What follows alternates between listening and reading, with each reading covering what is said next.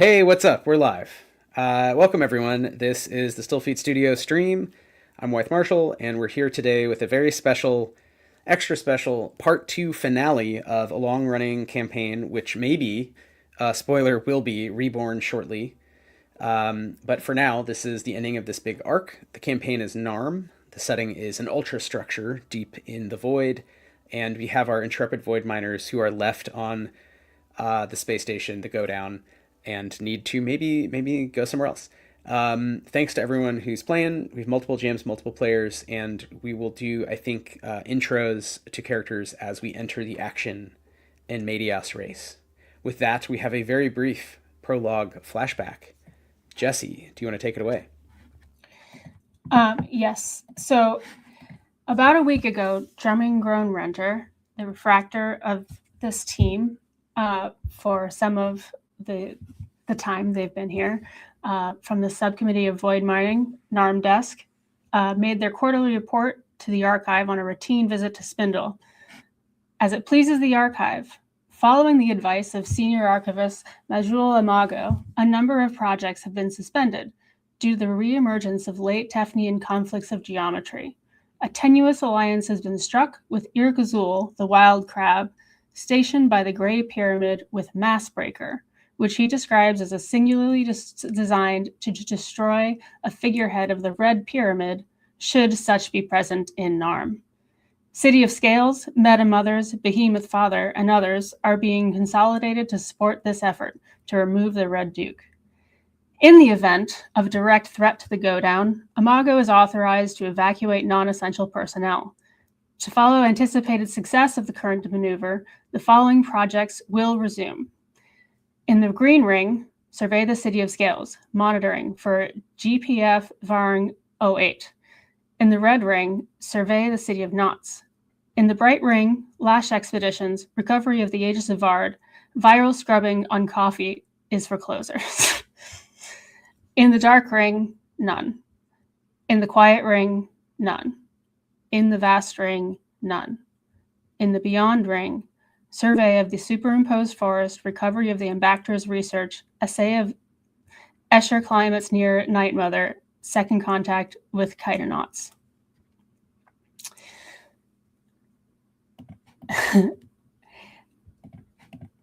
There's a note that Drumming Grown Renter says there was a lot of questioning. It went on for about 30 hours. Second memo. Change of plans, apparently. Nettle Shield has informed me that the Godown has been evacuated, save half a dozen void miners. The Grey Pyramid's super weapon was insufficient. The Red Duke seems dead, but nonetheless seeks the baleful core and will incorporate the stiffworks within hours. Wraiths aligned with the Red Pyramid are about to destroy the Godown. Nettle Shield believes the Banshee of the Embactors, Vatex, has prepared architect that will detack the baleful core. As I cross the corridor, I am hearing the sounds of fighting amongst the void miners still here.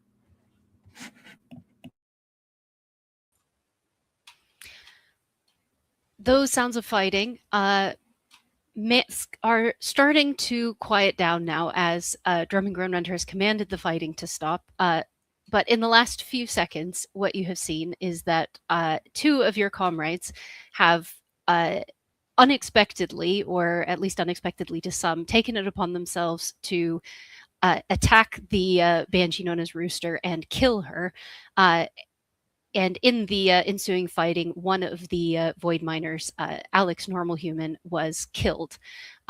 We find ourselves just seconds after this conflict has been resolved primarily by the success of this assassination attempt that turned out to be only partially successful, as the Banshee's senior, the Godown senior Banshee, Ezekiel, appears to have unfolded into some sort of unknown substance and assimilated part of the remaining nanites from Rooster's nanite disease, and has reconstituted as a similar person in appearance, although with clear markings of that sort of nanite integration.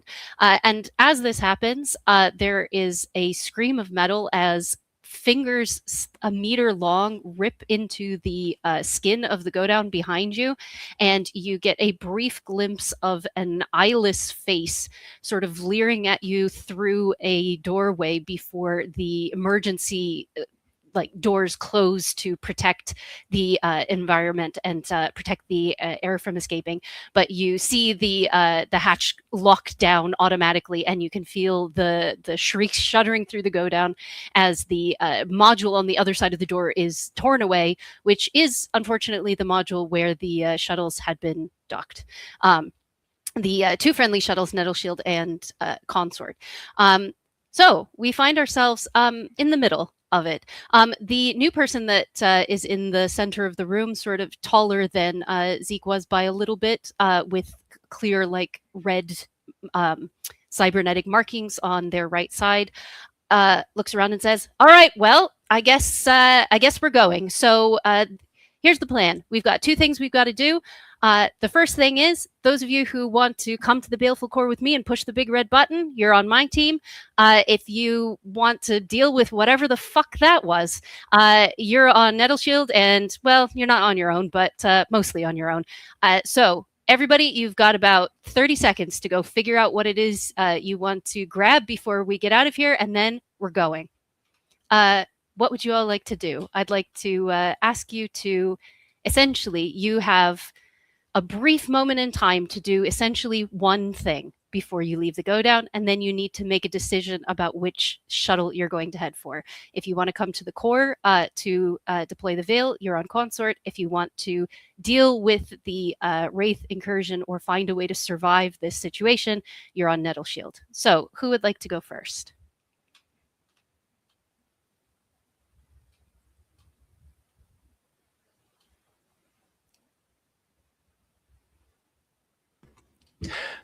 I can jump in. I think we lost. And they're back. Okay. Rochella, the Void Pilgrim, kind of stands up, dusts himself off. He didn't get knocked down or anything. He'd just been sitting there meditating until about 10 seconds ago. And he is, you see before you, same guy as ever, a lichenoid guy, with kind of a mushroom head from a faraway planet. He's technically the ship's therapist. He just unlocked functional empathy from a vision quest. And so, maybe not the best therapist, but he's the one you've got. Yeah, he says, "All right, I'll stick around here for a moment, see if I can't have words with this war machine. Maybe we can reach a peaceable, you know what? We'll figure it out." I just want to be clear. You don't have time to have words with that war machine. That war machine is going to tear you limb from limb in the next few seconds. So either you're going to move and get on one of the shuttles, or you're going to get torn apart when this thing explosively decompresses. So which is it? I suppose I can always try and have words with him from the ship. That's a great idea. Yeah. I take it from that you're Team Nettleshield. I think I am. All right, fantastic.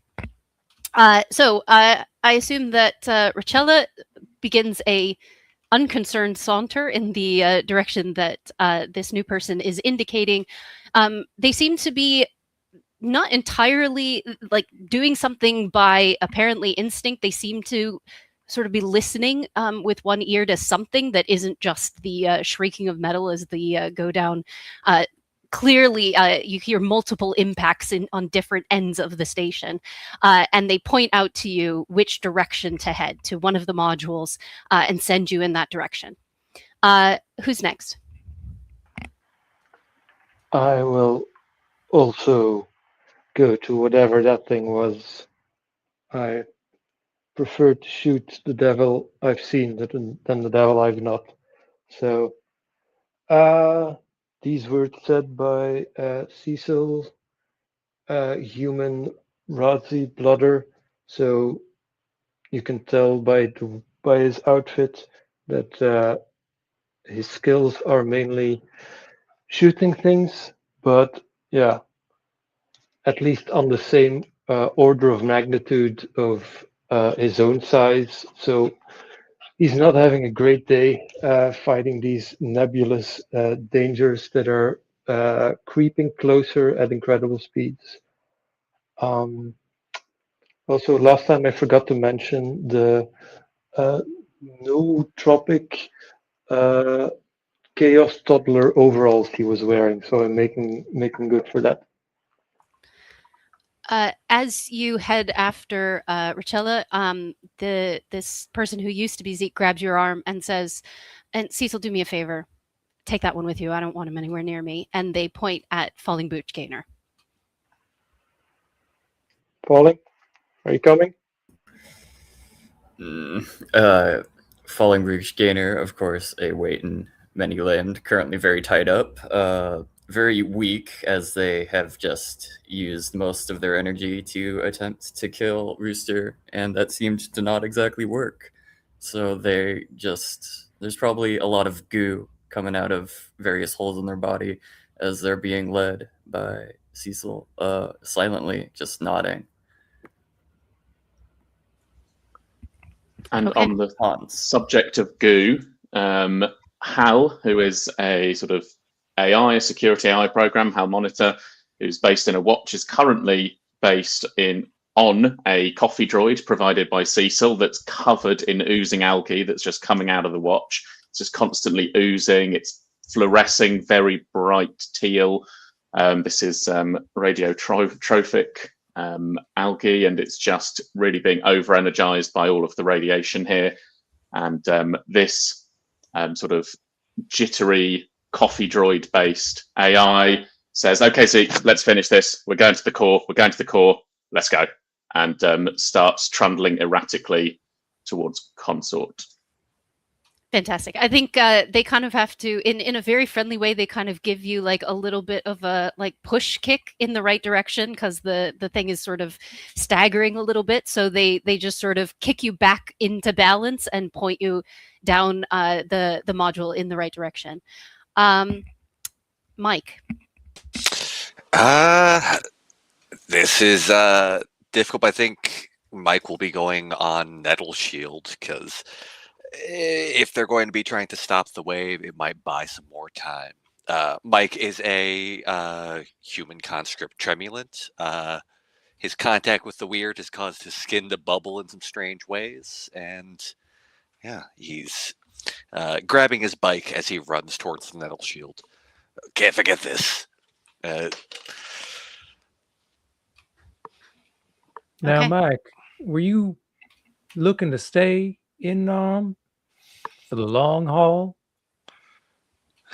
I feel like if I don't, home will be gone. Like, Good man. Slaps you on the back. all right, here we go. We can do this. We can do this. Okay. Team Nettle Shield. So that's Richella, Cecil, Falling Breach Gainer, and Mike. Is there any last action you would like to take? Again, this is a quick action, something you want to grab, anything that you want to do before you leave the Godown, as you are now perhaps spurred on by the station moving beneath your feet, as you can feel. I think as you are running by one of these doorways, you see another module just get ripped off. This is Amago's lab. The entrance just gets pulled away, and you see another one of these like faceless, vaguely humanoid, sort of almost like a harpy, some kind of massive creature looking in at you. Again, just before the shielding takes over, you get the feeling that you should probably hurry. But if you want to grab something besides, I'm going to assume that you grab some envirosuits or are able to grab those. Is there anything else you want to do as you are running in the corridor that you've been directed down? No, I've been here long enough. Time to leave. As I walk past my cubicle in the lab stations, I just casually grab a mysterious jar full of hard caramel candies. Okay. You might remember it. Falling Breach Gainer or Mike, you said you grabbed your what did you say? Mike grabbed his velocipede, or as he likes to call it, his bicycle. Amazing. Falling Bridge Gainer, anything you want to do or grab before you leave the Godown? No, just along for the ride. Okay. As you are moving quickly, you come basically to the end of of one of these corridors. This is the one that you were pointed down.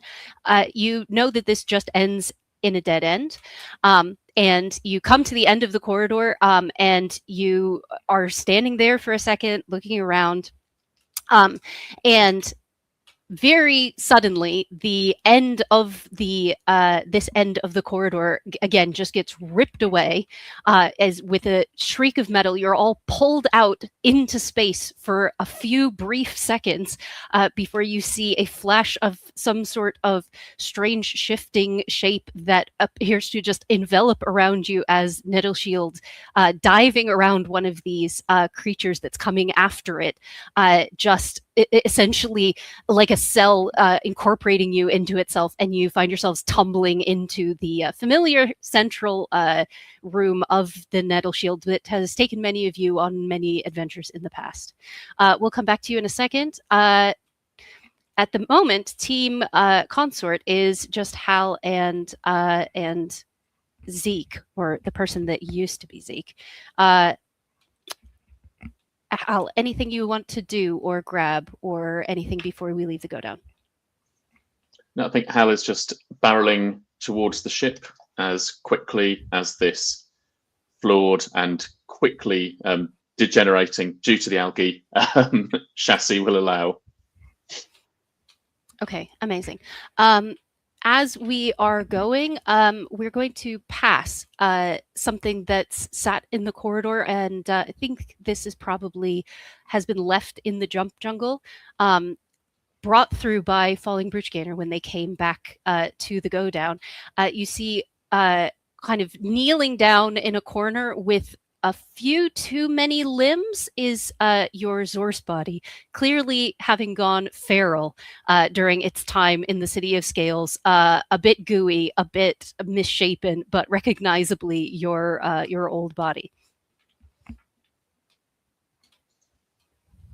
Okay, well, in which case Hal will say, Zeke, can you do the honors of putting me on my previous steed?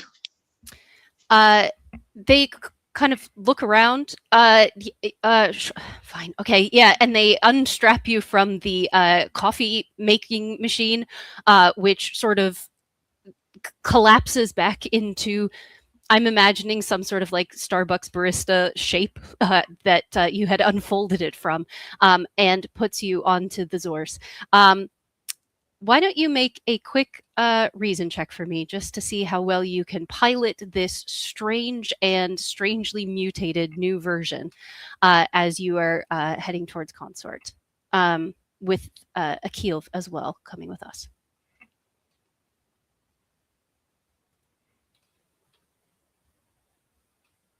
Sorry, that's a 4 on the D12 there. Okay.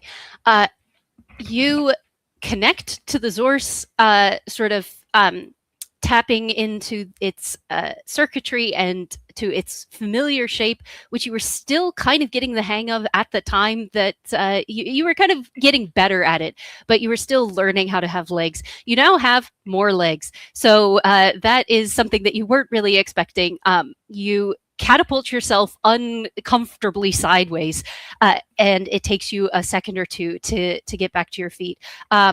The person formerly known as Zeke is going to help you to your feet and just like pats you comfortingly on the shoulder and goes, "It's okay. Just wait here for a second. Our ride's coming." And a second later hits one of the openings on the side of the Godown.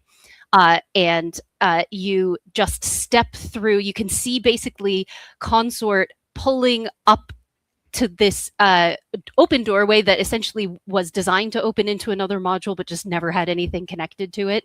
And the hatch opens, and you see kind of Consort making a connection with the Godown as the door opens, and with help, you are able to sort of stumble through into the interior of the shuttle.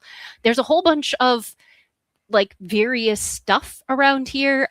Possibly, I think maybe a few people had been trying to move things around on Consort, and somehow a few crates got left here on this ship. Who knows where it's come from? Was it in the supplies on the Godown? Was it something that Rooster and Akil had brought from Deep NARM?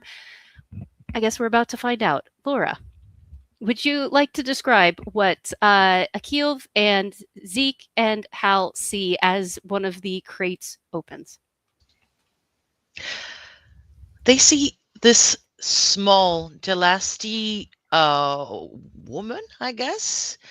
She's all discolored because she's so old, and you can see it. She has all these little, tiny little wrinkles, and she's very cute. She's actually very confused as to where she is. But she sees you get in, looks at you, and goes, "Oh, I suppose this is not the swimming pool, is it?" Who the fuck are you? Oh, I was supposed to, but I mean, I'm Beulah, but you don't seem that nice, are you? Are you No. lost, dearie? In some ways, yes. In other ways, definitely no. Why don't you just take a seat and strap in, because we're going to be going real fast in just a second, and you seem sweet, and I don't want to have to clean off your insides from the shuttle wall. So why don't you sit down, get strapped in, and we'll get out of here.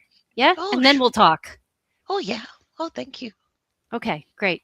And the last thing we'll do, as I think Consort had pulled up, we stepped through and was already moving away, so you are already starting to feel some of the acceleration from that. That's already getting a bit painful for those of you with bodies that can feel those kinds of things.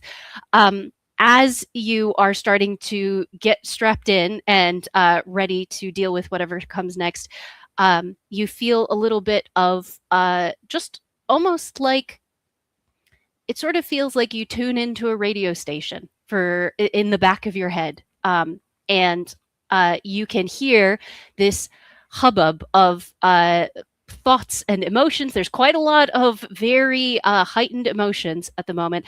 This is a group use of ether speak, so all of you are able to communicate directly to each other instantaneously, mind to mind, across shuttles. So you're able to speak to each other within the shuttles, but you are also able to speak to connect to each other, and you find yourselves in connection with the minds of your comrades, and also with a unfortunately misplaced in time or space, small but sweet Gelasti grandma.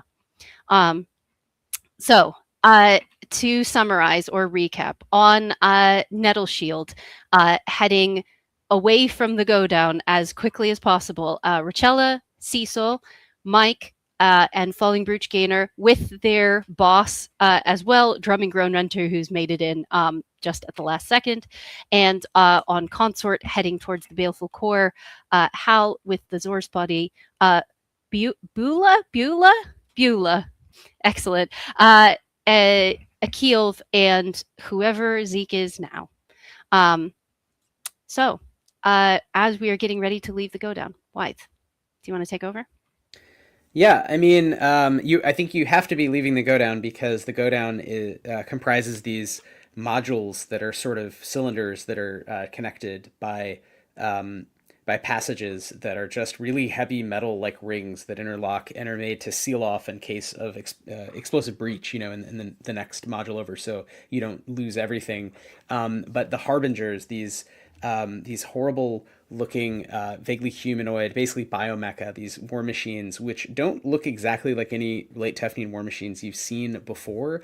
And they don't really have eyes. They have sort of mouth-like orifices. They are ripping apart, and it seems like basically eating. They have streams of nanites that are devouring and making use of the material of the Godown. They have ripped apart the dock, so Nettle Shield and Consort backed away and created new docks as described, infrastructural modules, and you've raced in different directions onto the Late Tephnian Sepidin class shuttles, these unarmed shuttles, which are speeding in sort of the same direction that they're going into NARM, but to different places in NARM. And your last image, if you're looking on the screens that they show, because they were created to serve humans, post-humans, as essentially planes, right? So they're showing you whatever you want.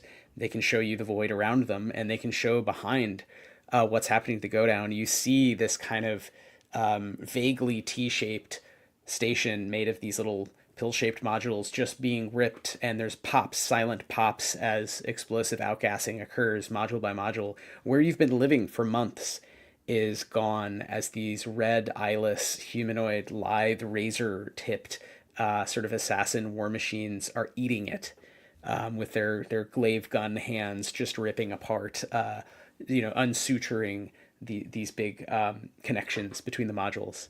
And it was not in orbit, but it was in a stable place at the end of NARM, and it is now just sort of falling apart as momentum takes hold. So it is being thrown away, the pieces that they're not eating.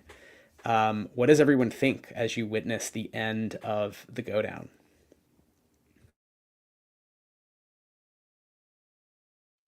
I wonder where the nearest UV radiation capable sun lamp is. Like, wait, shit. I need that. Oh well, I'll figure it out. Flying through space. It's like going thousands of kilometers the other direction. Mike's appreciating the gently unfurling knitwear that's just floating free after the destruction of the station, loosed into the vacuum.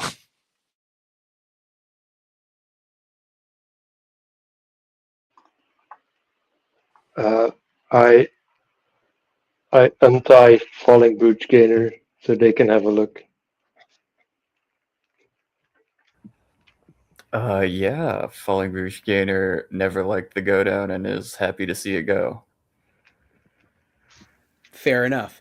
It's possible that you wouldn't see this because the wraiths would not be able to pinpoint it, but somewhere out there are hard vac equipped lab mice created by Imago with Urwaitinoid goop tools living in basically a new bio space station they've made of this kind of neutral gray snot. So there is a now miniature Godown society of essentially 100 escaped lab rats with like little robotic servos coming off of their heads, living in a kind of bubble of goop. So that you can play using different rules at different time, but you don't even see that happen. It's just everything you possessed that was on the Godown. Falling Breach Gainer doesn't care. Others maybe miss their tanning beds. It is just littering space. It is a horrible ending of an episode of Storage Wars in the far future where just random objects are floating. And if they are not protected against hard vac, they're burning and freezing up at once.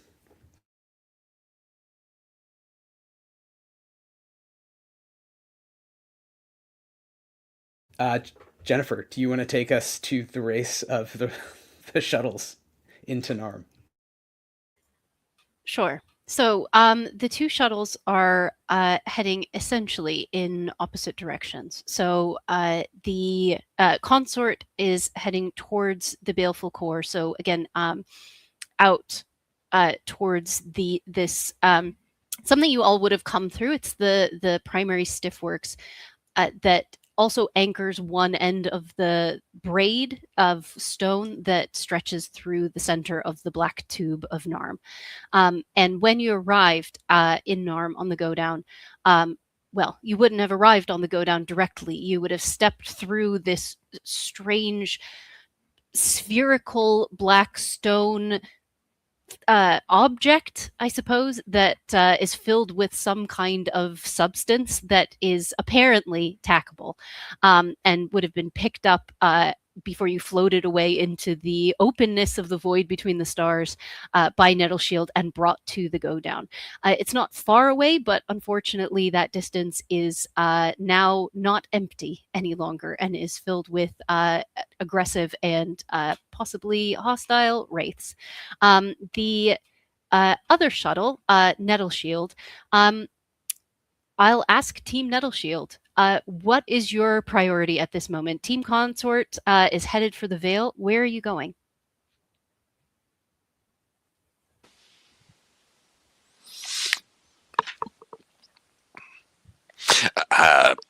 Not to override everyone else, but I imagine we'd be heading towards the massive raids. Or at the very least, Mike would ask, can we get any closer? I have something we need to do. Nettleshield, can you open a port or something? I have something I need to try here. As he readies to enthrall as many of these raids as possible. Yeah, Nettleshield also has been altered by a Void Elf who is living with you temporarily in the last couple of weeks on Godown. They have amended the Nettleshield, which cannot, because of the nature of its creation, these Sepidin shuttles cannot attack anything, but Idno has added basically gun ports so you can interact with the outside. They're special sort of essentially air docks, so you can sort of poke a weapon out. They're very primitive. You're now in shuttles that, while very far future in some ways, are also like Mad Max, like horrible dune buggy monster things, because you can just stick guns out of holes in the side. So you can definitely use one of these to kind of communicate with you see now this constellation, this swarm of red and gray in front of you. All right. Yeah, for that, Mike will go up to one of these gun ports. Thank you for this. He rolls his sleeve up, and you see a writhing mass of not quite flesh, not quite worms, just sort of under the skin of his arm as the cable knit is rearranging itself. And I'm going to burn 1d20 grits to... It's not going to be many raids, but all right, that's 14 grit. And that will be 11 wraiths peeling off from this massive swarm. And he's going to be asking them, protect that other shuttle. They need to stop this. Yeah, you're sending them with Consort. Yes. Great. 11 wraiths at random, large and small, of different shapes, fly away from the battle that they've joined. And you see it's an asymmetric battle of different sizes and different compositions of nanite-based intelligences that were all created at one point for exploration and ultimately war, military domination by the Late Tephnians, and have mostly been in torpor, nowhere near Sol, nowhere near any human habitation, as the wars for succession, the great civil war that ended this post-human hegemony over the galaxies, came to a close within seconds of it starting, and the two sides were left without instructions. So they essentially were waiting, and only recently, thanks to your actions, have they all chosen new sides. With the oncoming of the Duke of the Red Pyramid, you have some of them who are clearly partisans of the Red Pyramid and are essentially trying to help usher in a new order to the universe, which is this kind of wave of nanites and what looks like meat. It is kind of a mix of nanites recreating a dead human noble, as they are also recreating the inside of NARM. You have others that are attacking those that are clearly trying to prevent this, and they fall into different groups, and some of them seem more like partisans of some other side, and some do seem already predisposed to help what they might call, in translation, softies, so intelligences based in biology. Some who do not sort of hate their creators as they view humans, but have a sort of soft spot and feel like, okay, you guys have made some pretty big mistakes, but why don't we work together and not, destroy the basis of what gave rise to this nanite intelligence type of life. So these sort of vaguely three factions, meta factions, are kind of fighting, and some of the latter group peel away at very close to the speed of light, depending on their makeup, and they're sort of spiraling or spinning or just shooting straight back past Nettleshield toward Consort, toward the Baleful Core, the stiffworks at the fore of NARM. we'll take that into account. We'll add that you have some protectors. Consort, heads up. You got some backup coming your way. Be ready. Oh, ever grateful. Thank you. Oh, sorry. Go ahead, please. Mike pulls his arm out of the port. It is covered in goo. Several of the threads of tentacle have sort of gone limp, and he's just sort of dragging it back out. Well, that took a lot out of me. Ooh, yeah, I imagine. Is that your? Did you not just like kind of absorb those shards of the parrot? Never mind. Thank you, Nettleshield. He pats the side of the ship, the closest place. Always reliable. Now, you wouldn't happen to have any sort of broadcasting equipment on board, like a sort of loudspeaker or he's like holding this little rectangle in his hand. I was going to ask about an auxiliary port, but I don't think this thing has any like where to plug in. I'm just kind of having some ideas over here of my own. How are you doing, friend? He's gonna. I love being shot at by people who created me and then thought I might not be very useful and might only be useful to softies, thus a traitor since I've been working for softies. So I'm really glad that everyone is trying to kill me. This is a wonderful day.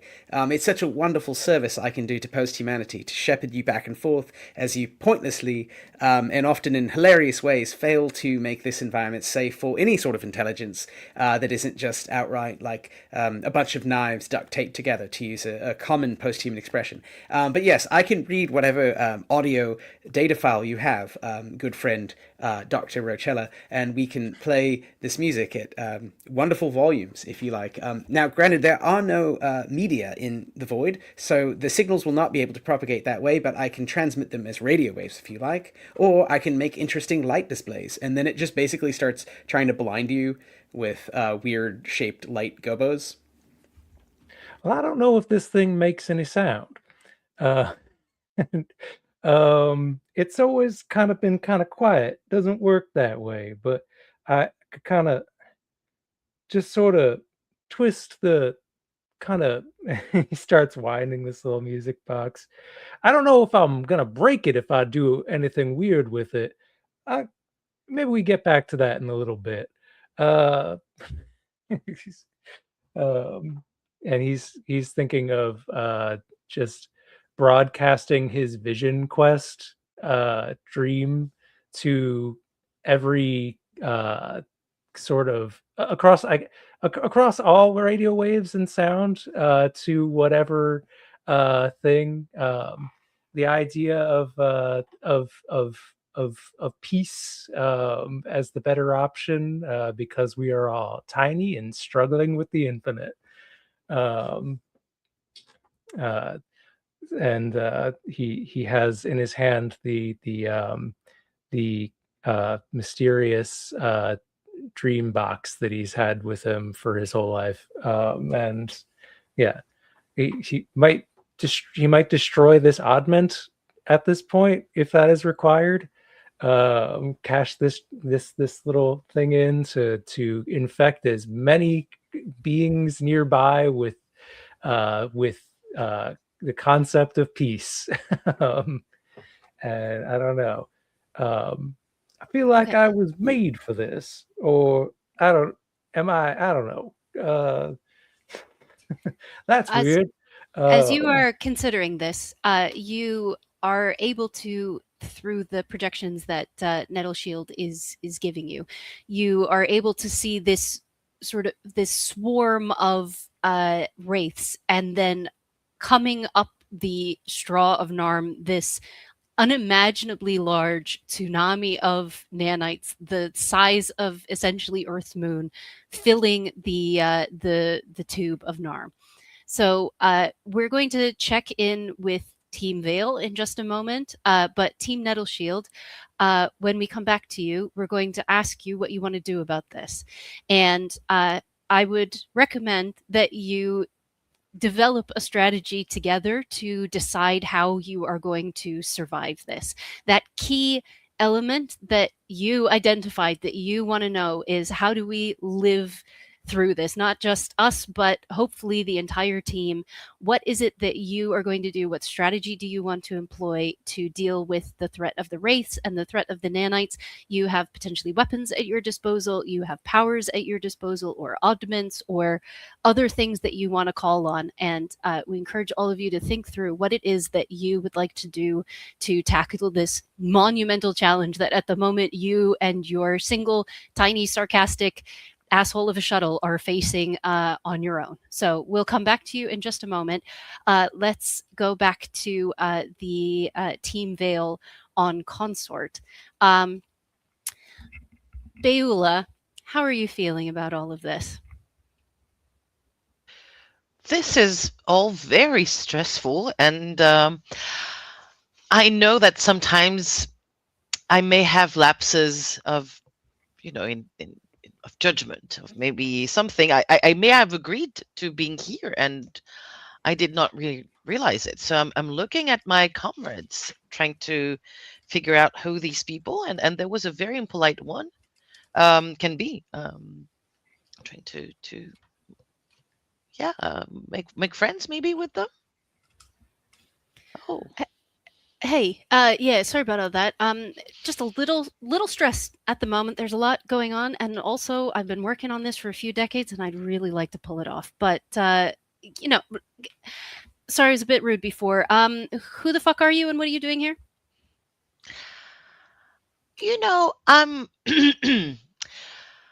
I don't know what I'm doing here. I do things from time to time, and that may have attracted some people's attention, but I just do my thing. Sometimes I want to be somewhere, and I am at that place, and sometimes I'm not, and sometimes I want to be sometime, and I am. That's convenient, but also a little confusing. I do hate to tell you this, but you could not have picked a worse one. This is as bad pretty much as it gets. This is real bad. Any chance you can not be here? Because if you can not be here, you might want to not be here. I don't know. It seems like a lot of a very big hassle. I can come with you, young. You look nice, a little spirited maybe, but we can. Yeah, I'll take that. Yeah. And this is our friend Hal. Currently, I think he's a cricket, the horse machine. Maybe. Hello, Billa. Congratulations! You are now an honorary member of the company. We do not have a retirement age. Congratulations and welcome. You will receive your welcome pack should any of us survive this. Our odds of survival are 0.00001. So do please. I think that's generous. I think that's real generous, Hal. Can you just send me the maths? I want to have a look, because that doesn't sound right to me. That's too high.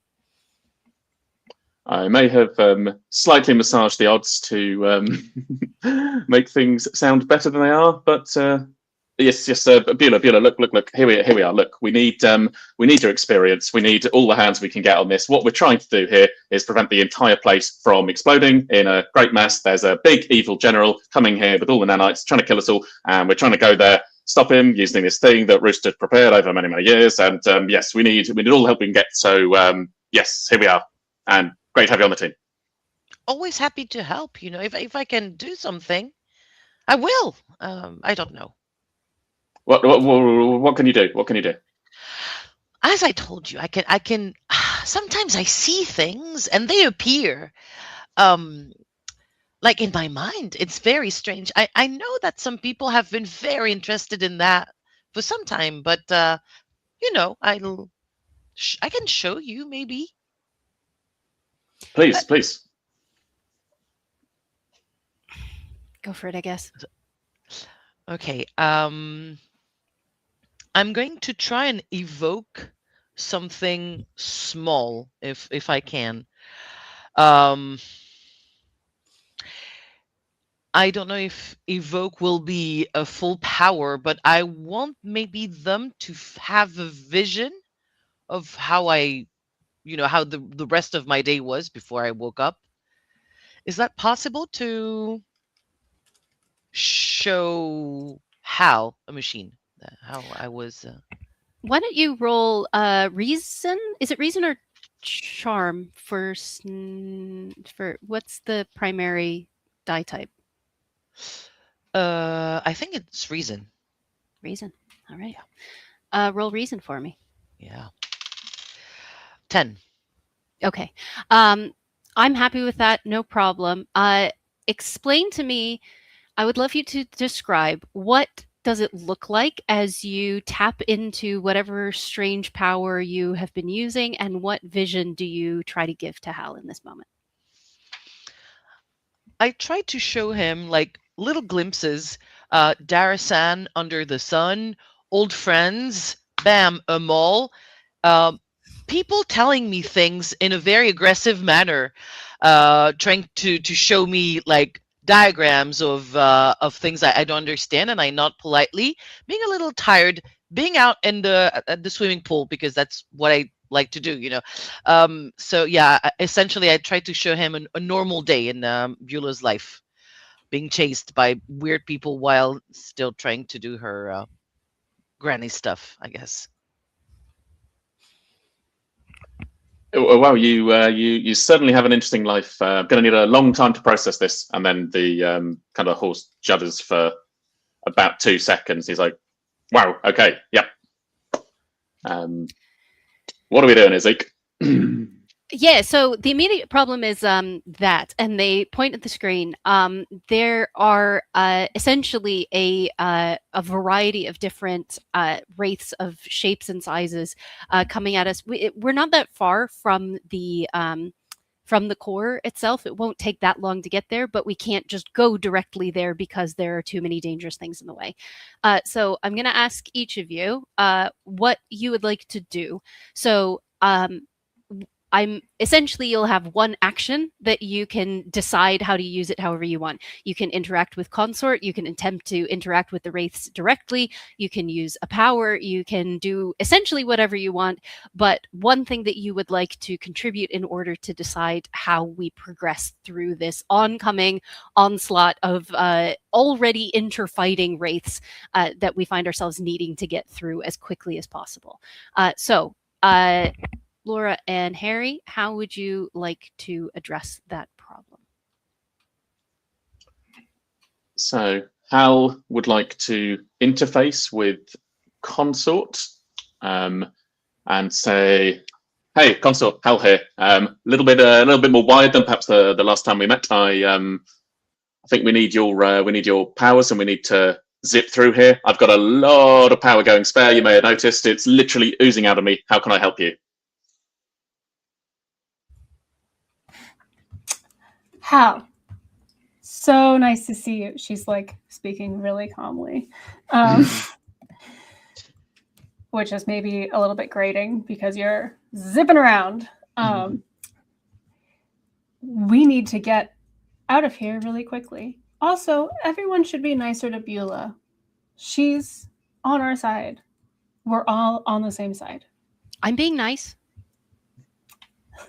I think she's talking directly to Hal right now. But she would have probably already said that to everybody. So that's fair. Okay, and yes, I think we need to zip through this. How about I boost you up with a cheeky power up? What do you think, consort? Oh, that sounds great. Just so you know, the Sumu is coming towards us quite quickly, so maybe a cheeky power up would be helpful. I want to keep you all safe.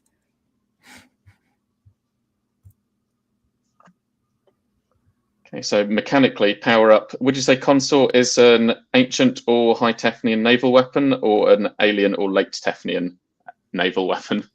Late Tephnian. Late Tephnian. Okay, so is she a weapon? She's not really a weapon. She's a war machine, just a shuttle, not a weapon. Yeah, but same difference. Yeah. Yeah, so I mean, it's 5x grit to add X charges to such a thing. I'll burn 15 grit to add 3 charges. So the kind of the Zors is sort of vibrating almost just from impatience as Consort speaking anyway, and there's just this algae just fluorescing and oozing, and it sort of goes into the pore, like it kind of goes through pores and cracks in the ship, and is just sort of getting in there and just really boosting the power. And you can see this just kind of flowing, fluorescing algae kind of snaking down towards the power center of the ship and just really kind of surging.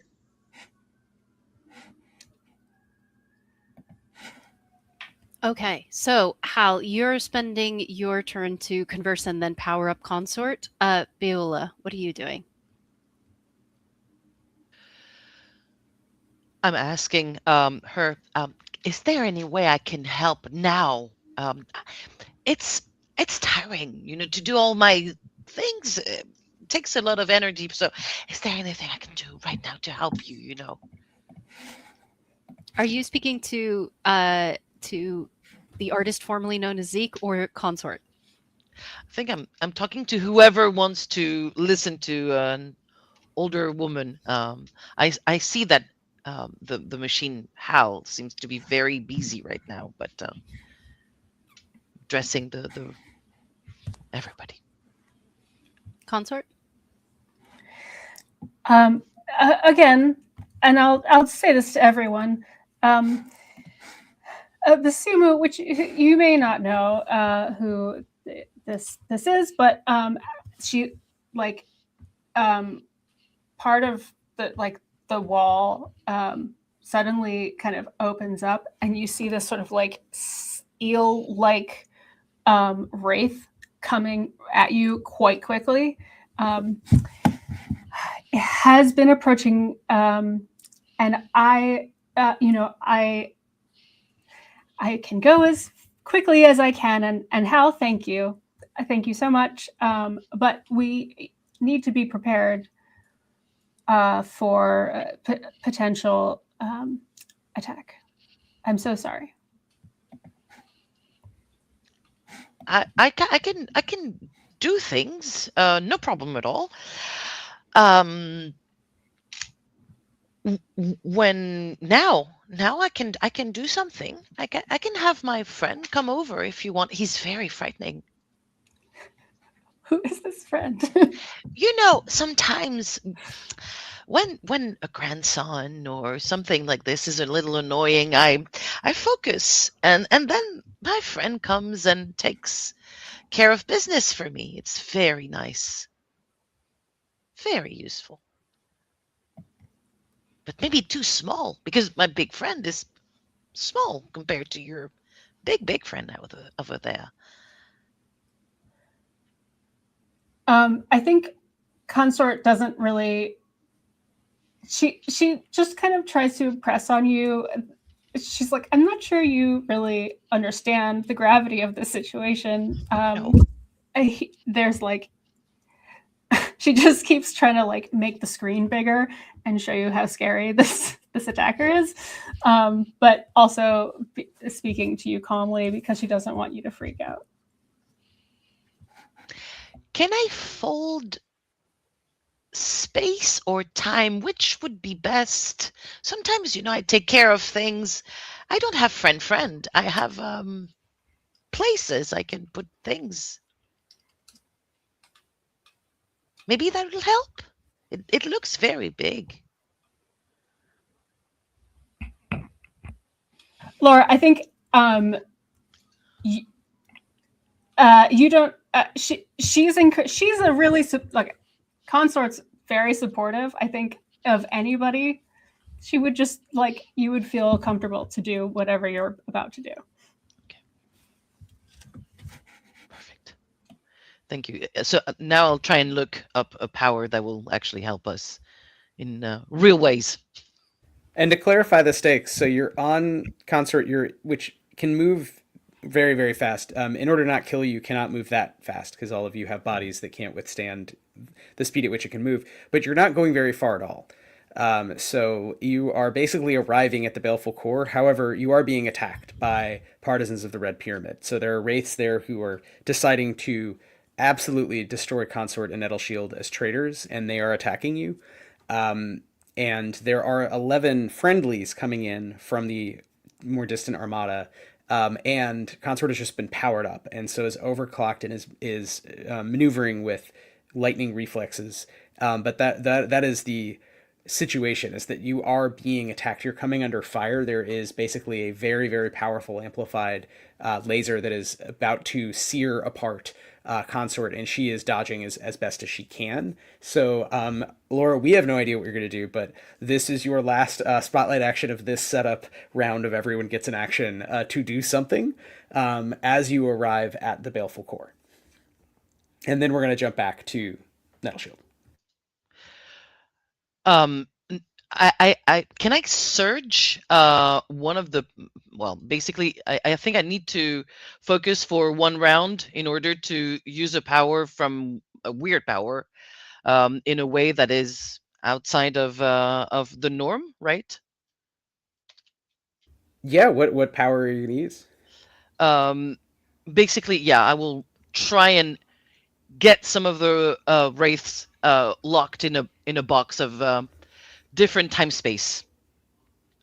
I'm trying to look up because since I can use basically both time and space things, I'm trying to look up which would be best. But I think I have one round to think about this, right? Or to rather choose a proper power.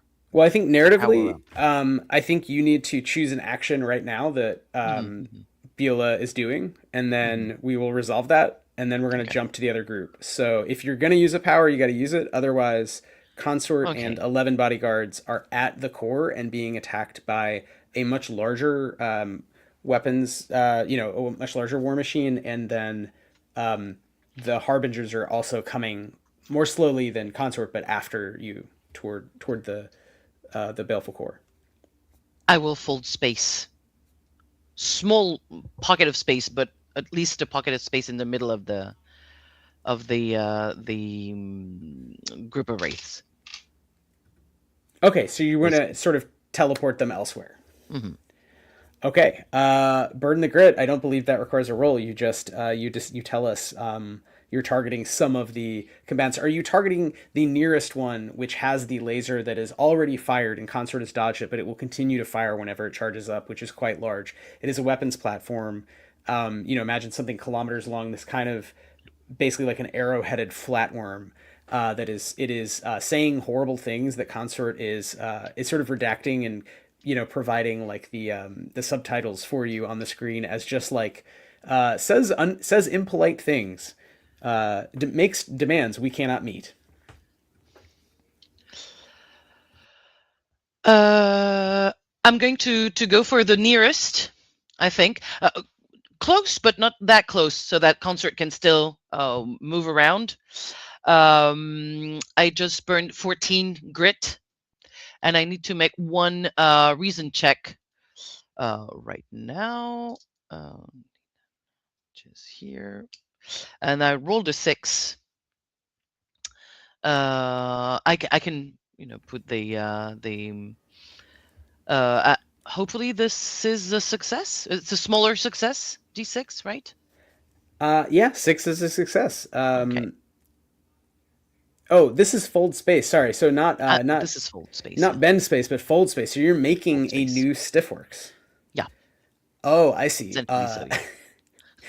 Yeah, sure. Let's go for it. How is it that you make a stiffworks that causes Basumu, this wraith that is attacking Consort and trying to basically laser her in half and eat her, to be somewhere else in time and space, to go through a stiffworks? What does that look like? Usually, when I use that power, I think of a place I know that is far from here, usually Darasan. But I try to think about a space that is Darasan-like without being Darasan. So essentially, I teleport them to another version of my swimming pool. Like I imagine a very large swimming pool because it looks like they're floating in space, and it's very close to what this is. So essentially, folding them into a swimming pool new space, if that's possible. So in the middle of space, hundreds of kilometers off to your right, you're looking out the viewport, and you create what looks like just a beautiful pool. We're thinking of a swampy, lake in Darasan where you might enjoy a relaxing swim. And this weapons platform at relativistic speeds flies through the pool and is gone. Is somewhere else in space and time. Consort is still under attack, but from much more distant, much less threatening enemies for the moment. And it has been powered up, and it has bodyguards arriving. So you have saved Consort from the journey from the Godown to the core, and Consort has arrived at the core. And with that, we're going to cut back to the other group and the wave of nanites and meat of the Duke of the Red Pyramid coming toward the core from the other end, from Deep NARM. Jennifer. All right. So I'm happy for you all to strategize a little bit if you have a plan that you want to put together as a group. I would recommend that you think about whether you want to do something as a group or individually. And once you have a chance to chat, I'll ask each of you what you are doing for your action this turn. But would you like to have a discussion about the way that you want to tackle this oncoming but nearly, small moon-sized, but actually big moon-sized wave of nanites and meat and aggressive hyper-advanced space machines that are coming to kill you?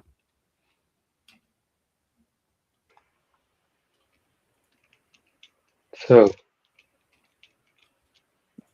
great job, Mike, with sending those 11 off. And I think, Roach, you also convinced a few. We'll come back to the consequence of that at the end of the round. We will clarify what the impact of that was. You can see that Rachella is doing something, I believe winding a small music box type thing.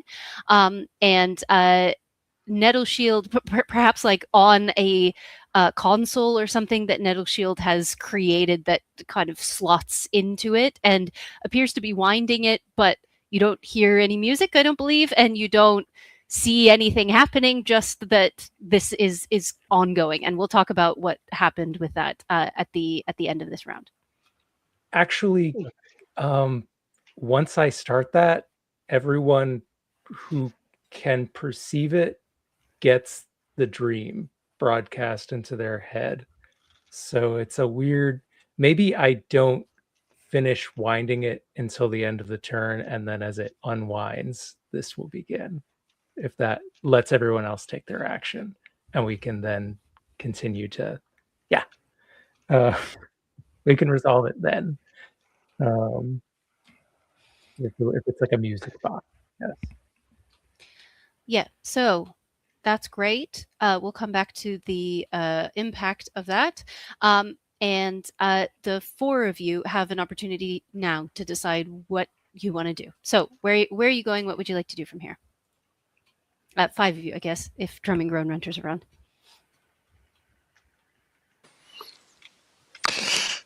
Let's see. I guess Mike was hoping to find some way to seed structure into this oncoming wave of chaos, sort of having it, some of the nano machines, maybe they stop trying to recreate cities of flesh and meat for a moment. Let's give them something to latch on to.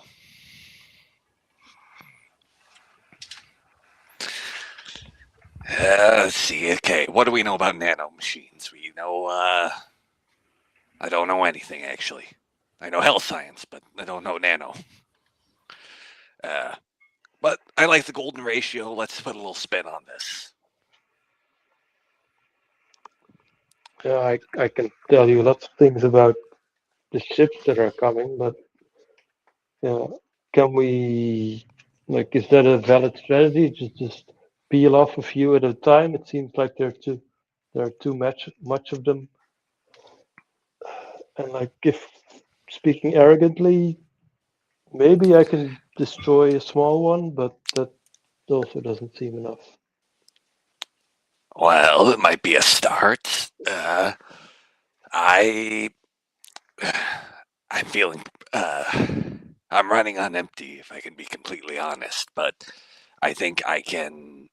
Let's finesse this. Let's see if we can terrify this crowd into pulling back their support for the pyramid, even as it's collapsing. I guess Mike's action would be just grabbing a handful of Thinky Boost and just starting to chew.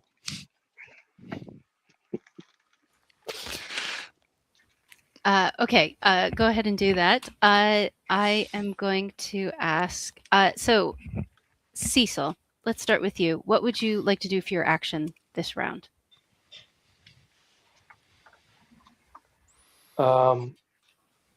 Mike, how were you thinking to terrify them? Let's see. Well, honestly, I think you could do some heavy damage to some of their. Let's see if we can kneecap some of these bigger raids. See if that can make them reconsider. Yeah. Also, off of the 16 reason I rolled last session, guess I can like just do the equivalent of yell at them. What are you doing, Jeffrey? I know your mother. But I'll translate that. So okay. So kneecap a large one of them. Yeah, sure. We have those gun ports. Maybe I can find a. Yeah. Let my action be. I'm going to. What's the word? Can I use like sense deep wires to single out like a vulnerable spot on one of the nearby war machines? I'll say if you want to spend that time kind of like interfacing with Nettle Shield and using what you know about nanotechnology and about Tephnian shuttles to try and make sense of those readings and understand where the weak points are, essentially, or where the leaders are in this cloud of war machines and where you can make the most effective strike, essentially. So yeah, you can certainly do that. All right. I just don't have to roll a 1, which I didn't. So it's a great start.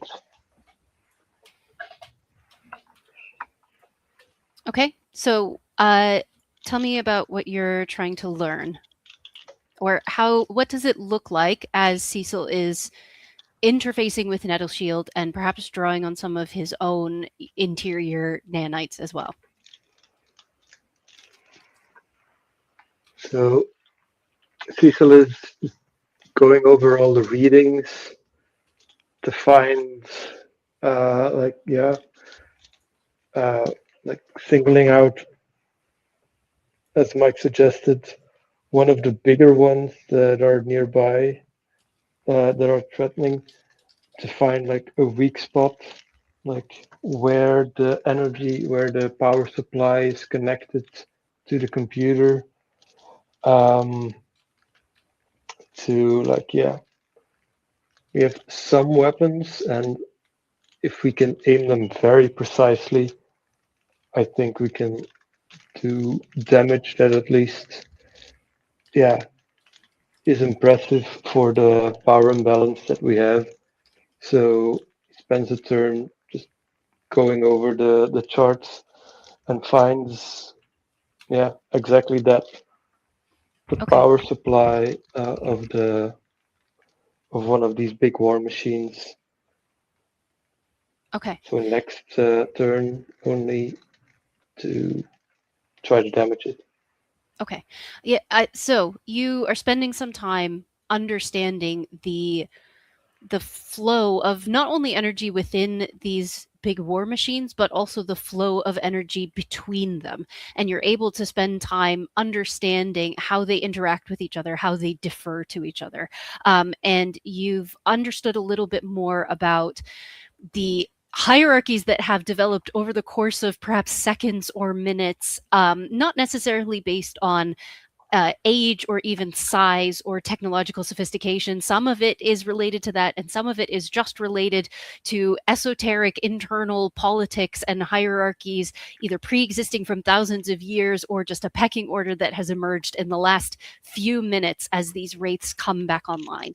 And you are able to watch that unfold, and by observing them, see which ones are the center, the points that the other ones orbit around, and identify where it would be most effective and most impactful to strike. So you're not going to strike on this turn, but you know where to strike next.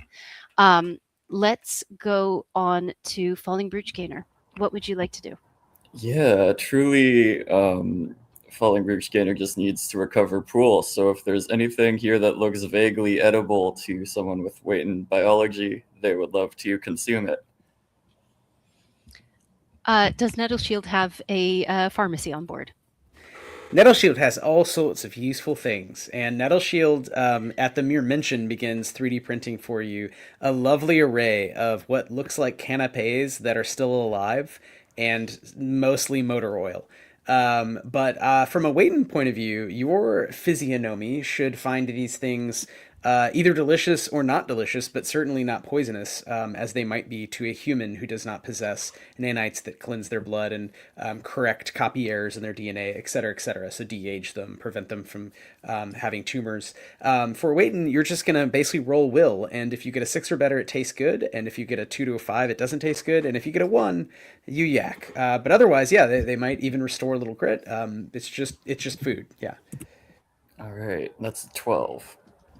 This is the most delicious. What the thing looks like is 3 razor blades in an oyster that's the size of a cat, and it's seeping this kind of green-black sludge, like something from a Magic the Gathering card that creates like a poison enchantment, but it tastes like mangosteen ice cream mixed with cocaine. It is one of the best tasting things, if not the best, you've ever taken a bite of.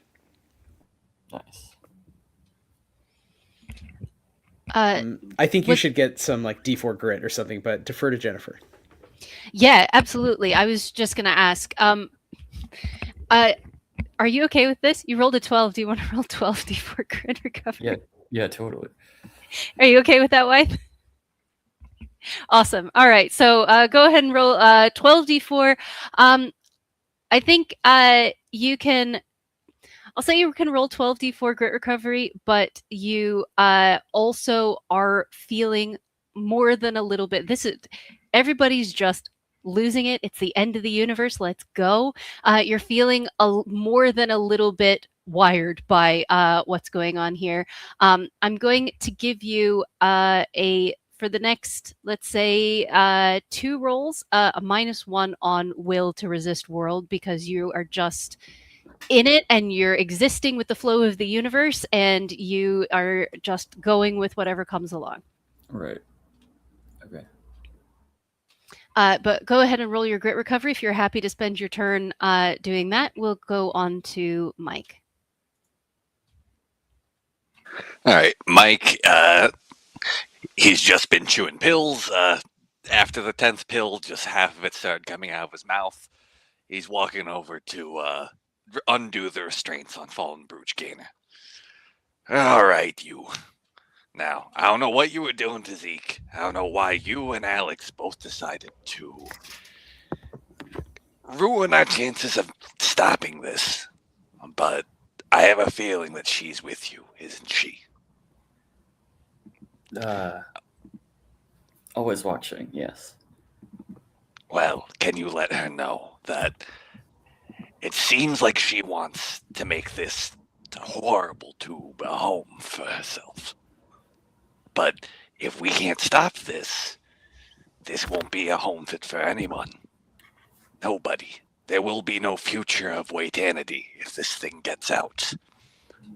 So she needs to help us stop this now.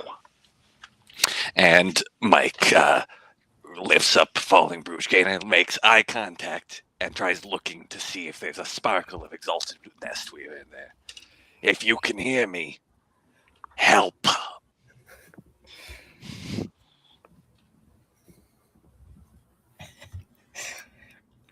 Okay. So what is this action? I think this is an attempt at this is an attempt at charming exalted Nestweaver. Maybe intimidating that things will fall apart by trying to stop us from closing that ending. If she wants this to be a home for Waitanity, like, we need to stop the wave. So you're picking up Falling Brugane like he's a walkie-talkie, kind of? It just sort of by the shoulders, looking right in those big black bug eyes. I'm hoping I'm making a connection here. Maybe Falling Brugane is feeling uncomfortable as the structure of Mike's right hand is becoming less flesh and becoming more what looks like thinly packed ramen noodles, sort of caressing and losing their substance a little bit. Roll will. All right. And Falling Brugane, I'm gonna say That's an 8. I think Falling Brugane, I guess you could roll movement if you don't want to be picked up, but otherwise I don't think you can stop like this connection. FBG is willing to get picked up for the communication to happen. Great. So both Mike and Falling Brugane get, first of all, splitting headaches as you hear Exalted Nestweaver kind of like crackling into your heads. No one else can hear this, but demanding to know what's going on and sounding very threatening and a little bit scared by what Mike said about the future of Waytana.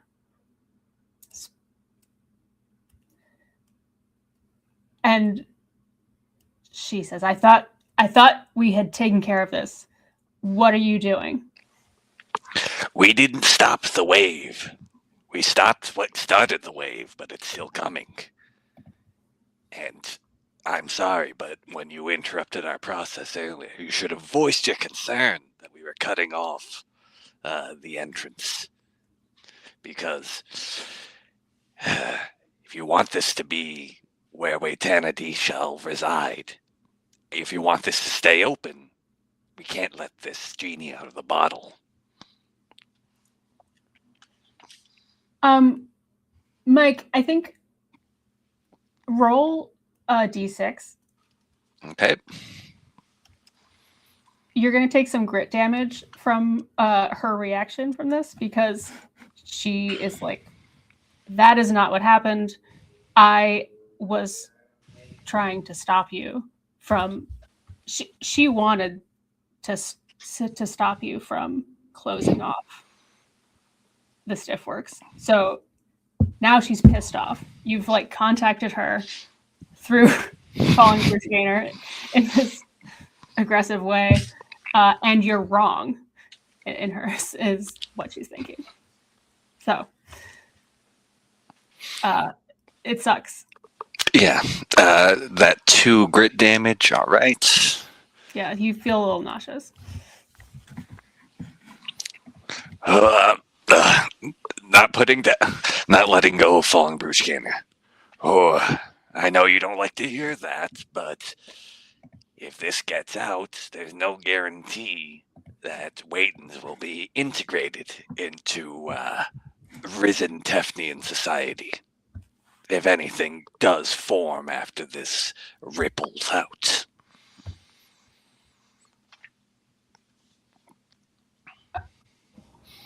I think you're going for. I'm just going to say I think you're going for slightly the wrong tack here. But I overall like your strategy. It's very fun. Should we keep moving through this as this conversation goes on, or what do you want, Jennifer? Yeah, so where are we leaving it with Mike and Exalted Nestweaver then?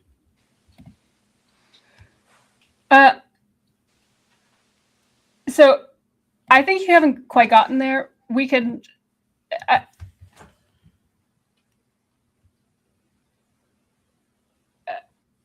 I guess it depends on what the goal here is. Could I just put out there, maybe this is an intimidation attempt, because indirectly, it's not like Mike is saying he's going to do something, but rather saying that by not taking action to intervene, like, it's going to be worse off for the future of Waitons. But maybe not the... Might sound like a threat.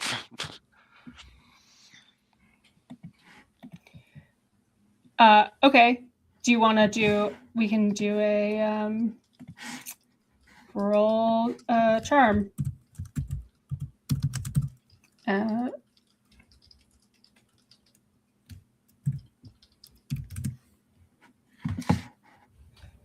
Yeah, so that's a 19 against a 4.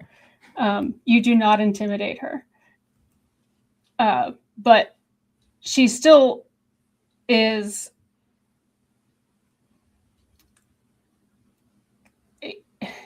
She's still sort of an ally, sort of. But it's not...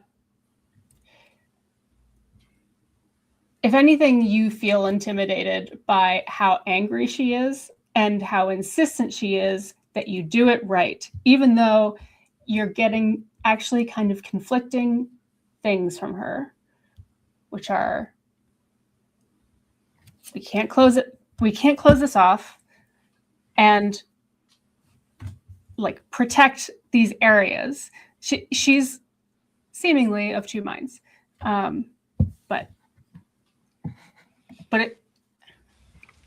it's a good idea. Now you've got contact with her. Okay, so Mike is having this conversation with Falling Brute Gainer, and through them to the massive hell scientist turned kaiju megacity, Exalted Nestweaver, while Cecil is examining and evaluating the patterns of the wraiths. Cecil, as you are looking at these readouts and understanding from Nettleshield's sort of scans and watching this pattern, you're starting to see the pattern shift a little bit. You're seeing one of these, like, you're kind of thinking of them as like bright stars, like points that are the center of a network. And you see one of them start to move in an unexpected way. Rochella, describe to me the dream that you have sent out into NARM. Yeah. So let me first, like, I have this oddment. I think I was like, can I write my own? And I posted the description of it a long time ago, and the response was like this. And I was like, that sounds like one of these. The description of the object which Rochella is interacting with is as follows. He believes it to be that. If it is actually that, let's resolve it that way, but I'll posit this to you. It is a music box made of dark gray brushed metal. It does not open and produces no audible sound, but causes every sapient within earshot, which I described as 10 meters unboosted, to recall a dream of the individual who wound it, thinks of the dream while winding it. When he finishes winding the box, he also makes, he says to Nettle Shield, all right, Nettle Shield, I'm ready. All channels, all frequencies hailing. If you would, thank you. Unleashes the winding box, and that he was thinking of the vision quest he had previously, of the vastness of NARM, of infinite seas, of impossible forests, all the scale of a mystery that dwarves every living being fighting within it right now for supremacy. And he says, as they see this dream, and this is his humongous charm check. If you are an AI, you're getting a 19. If you're not, you're getting a 14, I guess. Just a 14. He says, friends, and you're getting this over ether speak too, by the way. Friends, fellow small beings, I know we're all scared. It is within our nature to be scared. We may be fighting for something like survival or for a future. And as you can see, no matter how big you are, compared to the scale of what is infinite, you are infinitesimal. There is no way that we make it to a better future fighting against each other. Only by acting together can we hope to accomplish anything. What you are fighting for may be a dream or an ideal of a new world that was foisted upon you by someone before you were even created. You might be dreaming of a pyramid coming to supremacy. You may be dreaming of becoming infinitely large so that no one may hurt you. But it hasn't worked so far, has it? So you might consider changing tack. Please work with us. And that's Rochella. Broadcast, all channels, all ether speak. 19s, 14s, pleading for sanity, for peace. As they're, especially Mike, who has popped how many Thinky Boost, is now having a crazy trip, I have to imagine, if the box actually works as intended. Or maybe I'm currently just your little trip guru talking you through your trip, but that's my action. You send out that the dream of Narm as a place of peace and somewhere Cooperation. where the wraiths can coexist with each other. And Cecil, you see again movement that you would not have predicted from your understanding of the race movements. White, do you want to describe what has heard Rochella's call? Yes, you have thrown a kind of surreal, David Lynchian love grenade into the void in the middle of a battle among war machines who move at relativistic speeds, close to the speed of light, and can reform themselves, and were created to destroy planets and metabolize them. And some of them are now even more scary and dangerous. They've spent their long torpor becoming more dangerous. Some of them have joined together with different kinds of biological life. On a 16, massive, massive success that is really system breaking in terms of that number and min-maxing powers. So great job, Bean. You just, I think, really do appeal to one very powerful but essentially weak-willed sword frigate. This being is 8 kilometers long and 1 kilometer wide, and it looks kind of like a giant red sword with kind of sword-like Castlevania-like wings of swords. and it is flying at relativistic speeds, shooting at other sort of red, similar, dangerous-looking war machines, because it vaguely has the sense that we should be able to partner together and essentially join our nano mothers. We should be able to blend our resources. When it hears you, the box drifts past. It grabs the box and protects it, and it now has like a reliquary. It's like a really ripped dude with like a flaming heart, like Maria like tattoo, and it has the cube like in the middle of it, and it immediately drops everything to fly toward Nettle Shield. It's much larger than Nettle Shield. Nettle Shield can easily dock inside. And it announces itself on all, broadcasting at Nettle Shield as loudly as it can, playing triumphal Late Tephnian battle jazz, which probably sounds just terrible. And Jesse, what does this sword frigate say? You are muted, so we are translating from Late Tephnian. I heard your dream. I am the good. I am here. The Meta Mothers are for you. Great. With that, you have Lovely. a sword frigate on your side. Do we want to cut back to Consort before we take a quick break and then wrap up with the big ending? Jennifer. As Team Nettleshield is gathering allies and understanding the lay of the land, as it were, to tackle this oncoming threat, we are back with Team Consort, who have just briefly taken a similarly enormous Late Tephnian frigate and sent it to somewhere through a glittering pool of water manifested out of nothing, which I'm sure whoever's on the other side of that really appreciates it. As we approach the end of the braid of NARM and start to approach the Baleful Core itself, again, all of you having arrived, except for Beulah, who would not have arrived this way, would have seen the Baleful Core previously. But Wythe, do you want to describe what the Baleful Core looks like as Consort approaches? Yes. So the braid of NARM that twists through it is stone braided in this helical fashion, and at the very end it just peters out into sort of spikes. And just before that is something that it's pretty large compared to your ship again, but it's very small compared to the vastness of NARM. It's basically a building-sized, crushed kind of barrel shape. It's like a sphere that was crushed down and truncated.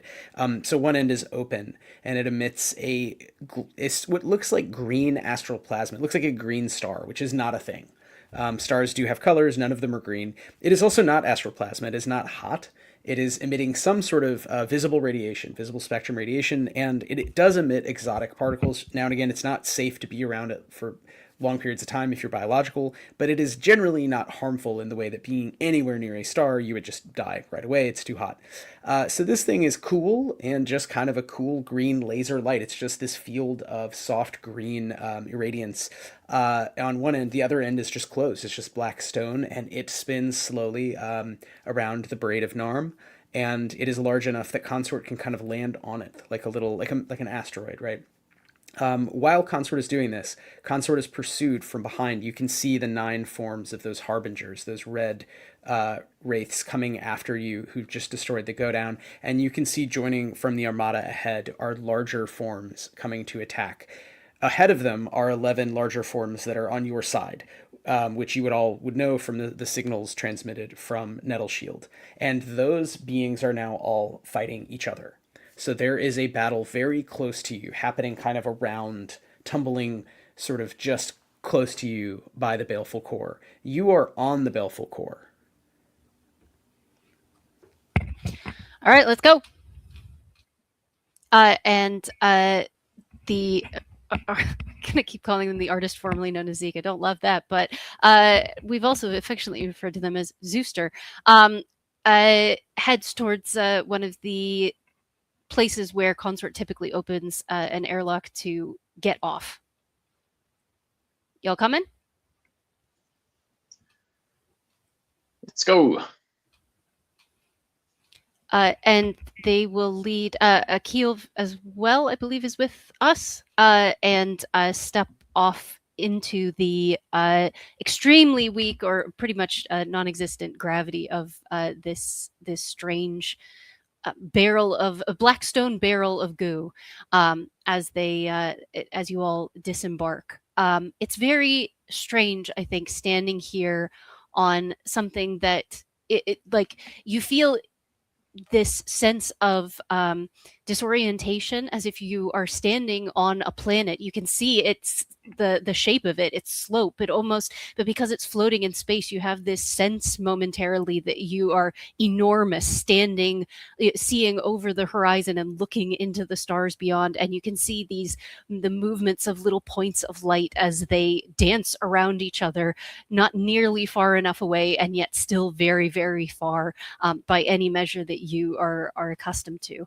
And you have this strange sensation of being kind of at the end of the universe, and all of the proportions are off as you stand at the edge of this glowing pool, essentially, of bright neon green star stuff that's glowing underneath your feet. Something that you, again, have all come through at one point or another to arrive here in NARM.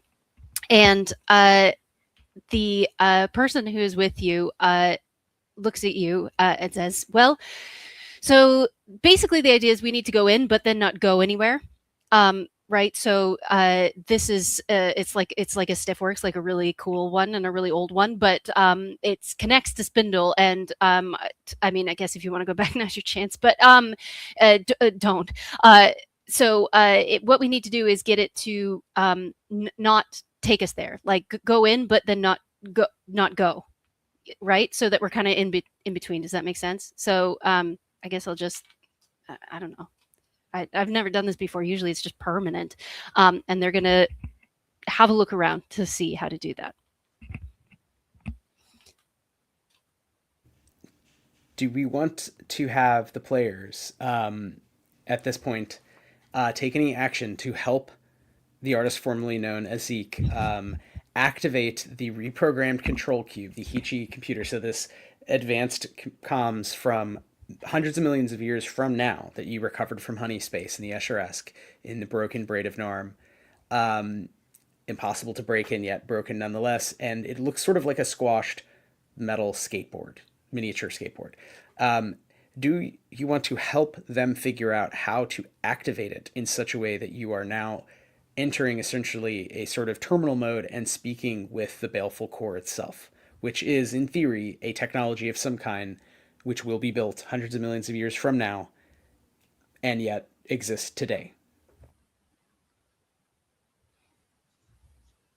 Yeah, so Hal would certainly like to help. Hal has been involved with this sort of plan before and has planned this with Zeke. Mechanically, what that look like? Would that be a reason check to help, or what are we looking at? Okay, I'll burn 3 and roll a 10, 13 to help on reason. So to help, Hal is sort of, yes, again, sort of jittering around, and sort of like you can see the Zors is really very unstable, and just sort of the algae is sort of branching across, like from the watch and from the kind of chassis. It's sort of getting everywhere, and it's sort of touching the Hichi device, and just kind of juddering, and Hal is then just transmitting sort of information to Zeke from what he's discovering. Okay, amazing. So so the Zor's now covered in these sort of almost moss-like veins of algae that are growing out of Hal and integrating with this this apparatus that they're currently riding, also extending onto this squashed skateboard sort of thing. As we are doing that, Beula, what would you like to do in this moment? Is it possible to watch but also help? Like, I'm not feeling that great, but I want to, like, Hal seems very friendly, and he's helping by essentially standing there and looking supportive. So I think I'll try and and help as well, especially since we're at the end of the world, and I'm very often at the end of the world. So feel Why I don't know you my roll charm for me? sure. If there's any time for a charm roll, surely this is it. Okay, that was a 7, 6 plus 1. Okay. Does Beola offer any words of encouragement or advice or wisdom as she sees essentially this sort of strange, like partly cyborg person who's been a bit short with her recently, and also an algae covered 6-legged cricket horse with a wristwatch attached to it, attempt to commune with a box in order to talk to a giant bucket full of goo? What would you like to say in this moment? I don't think I understand much of your aesthetic sense. I don't do things this way myself, but I admire your. You seem so at ease. You're so young, and you understand everything that you're doing. Or so it seems. We have our weird horse friend here, and you're a very brave-looking person creature. And I'm very sure that with our faith in everything, and I am faithful, we will manage to. We saw the very big things, and now there are less things. And I trust you, little ones. I trust you entirely. Um, Fantastic. So you look over at this scene. I think as this person looks up at you, you can see reflected in the glass of their helmet. You can see of their envirosuit. You can see the flashing lights and the bright red stars of the harbingers coming closer. But you also see, like closer than you would have expected, a blue and a red like sun reflected in their envirosuit helmet. And if you look up behind you, there are no points of light emanating those lights anywhere nearby. You just see them briefly as they move their head, reflected in the glass of their visor, and they say, "I'm actually a bit older than you think, but it is appreciated. And we will try to tack or communicate with the baleful core itself." Okay. Jennifer, since this is essentially now an NPC attacking with massive help from Hal, do we want to basically cut to the results of this, which is Yep. all happening very quickly, and then we're going to take a short break and come back for the big grand finale. Perfect. So, as Consort is docked and you all are on the Baleful Core and using the technology of the Heechee to communicate with this Heechee Stiffworks that is vast and has until now just been essentially a weird barrel that connects spindle to this straw of unbreakable stone that goes on for light years. But you realize is itself a technology and perhaps even a sort of person. As this is happening, Consort takes off femtoseconds before orbital platforms lasers strike at where it was just parked, searing but obviously having no effect on the spindle stone. But Consort is now engaged in combat along with whoever remains of the 11 comrades who were sent to defend it. And picture if you've seen like Knight of Seven Kingdoms, the great charge of the 7 versus 7, and then we cut to like most of them are dead and fucked up. Like in the moment that you looked away, all of you, and had this conversation, most of the 11 that were sent to defend Consort are ripped apart, are ribbons of what looks like rust and blood floating above you and being sucked up by enemies. Mostly one enemy in particular. So you are now on a sort of clock as Zeke and Rooster, one person combined, with the help of Hal and the encouragement of an essentially random Gelasti grandmother who is stuck on the Godown, are able to communicate with the Baleful Core. The second to last thing I'll say is, before we go to the actual communication, is that the primary war machine attacking you looks like a sort of largely sort of bony white with red orange sort of rusty viscera visible, and then some much redder sort of revealed musculature, question mark docks, question mark weapons, but vaguely humanoid shape that is flying extremely quickly around and sort of one by one ripping apart the defenders sent to protect Consort. And presumably will come after you when it can. And Consort is essentially trying to shield you from attacks and intercept them and just take the damage. So that is happening. The last thing I'll say before we cut to the break is Zeke, Rooster, Hal, and Beulah use the little crushed skateboard-looking supercomputer, ultracomputer, and you hear a very surprised voice. Jesse, do you want to be the surprised voice of the Baleful Corps, which did not realize there was anyone intelligent in NARM? It has been here for millions of years, and it was kind of waiting to be discovered by these so-called humans or Waitons or whomever that it was going to help one day. But it's never been spoken to or asked to help with anything. It just kind of hangs out, and suddenly someone has just entered Hello World. Or what's up, dog? I assume you're friends. Great. Hi.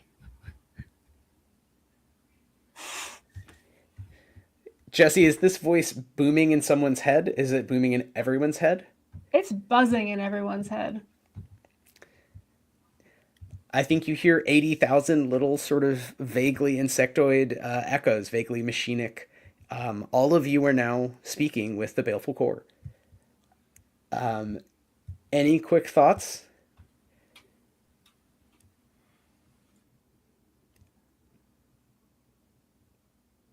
You're speaking with essentially a door.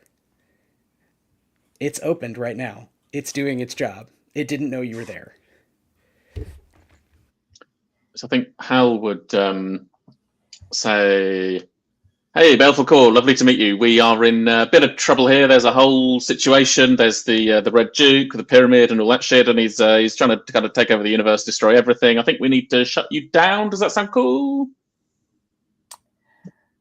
Oh, I've seen these things. I'm not sure that's the right thing to do, but I love talking to you. Is this the best thing? And it's sort of like different voices that seem to be talking to you and each other. I think at this, you see the flicker of green faux astral plasma sort of die down and modulate and soften to a neutral white. And you are being invited in to discuss what it is you want and how the Baleful Corps can help you. And at the same time, Consort is essentially grabbed by the very large, vaguely humanoid war machine above you.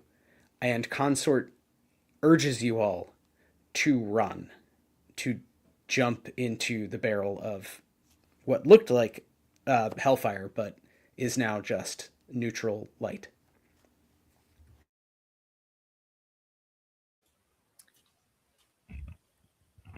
Go ahead. Yeah, I mean, Hal's going to say, "All right, team, pretty clear. Only way out is through. Let's go," and leaps in. Zooster will offer their hand to Beulah to help her into the glowing heart of the Baleful Corps. Well, that is very much appreciated. I'm okay Shall with we? jumping with a friend. Oh, yes. Akil jumps in. You all descend. There's very little gravity in NARM, as you know. Usually it goes toward the outside. If you're on the braid, if you're in the exact middle, you can just kind of stay there. And in this case, you do feel a tug, a gentle tug of Earth-like gravity, and you're falling just a couple of feet into a room, a sort of neutral, imagine, the Matrix, like a room outside of time and space, a dark room inside the Baleful Corps. We will come back to your conversation with the future Bee People's technology, and we will come back to the armada of the Red Pyramid, the Neo-Red Pyramid, and the Meta Mothers fighting against it. After a brief bio break, don't go anywhere. Folks, it's 3:50. Can we say we'll all be back on stream by 3:55?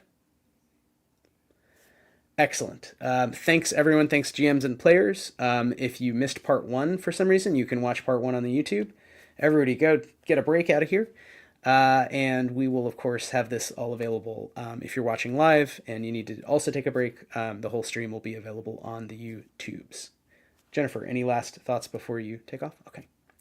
Then I will also close my camera and be back at 3:55 p.m. Eastern Daylight Time.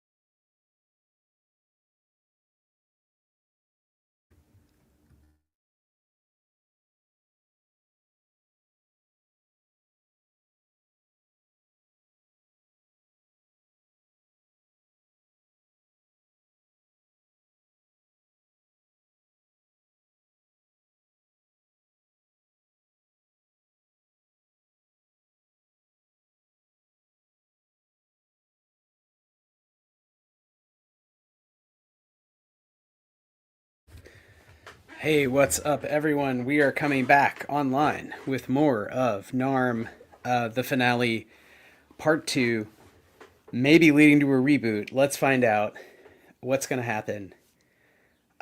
We have our lovely players. Thanks again for making time. Thanks to everyone who's played in the game, whether you're here today or not. We really appreciate everyone who's been playing, and we will have more community Stillfleet games. We actually have about twice as many games coming up.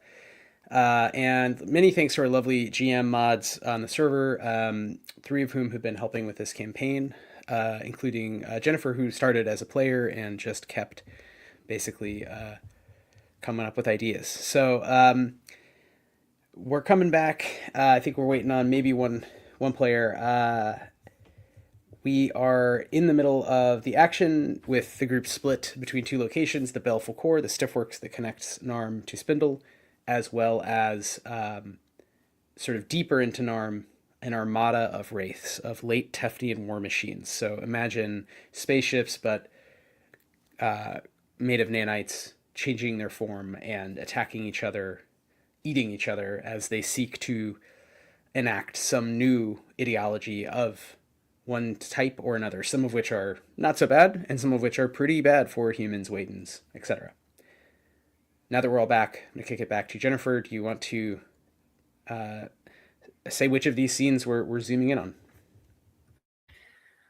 Yeah, so we left Team Vale, whose job is to deliver the message, or perhaps the technology, to the Baleful Core, the stiffworks that connects NARM to Spindle, and therefore to the rest of the universe.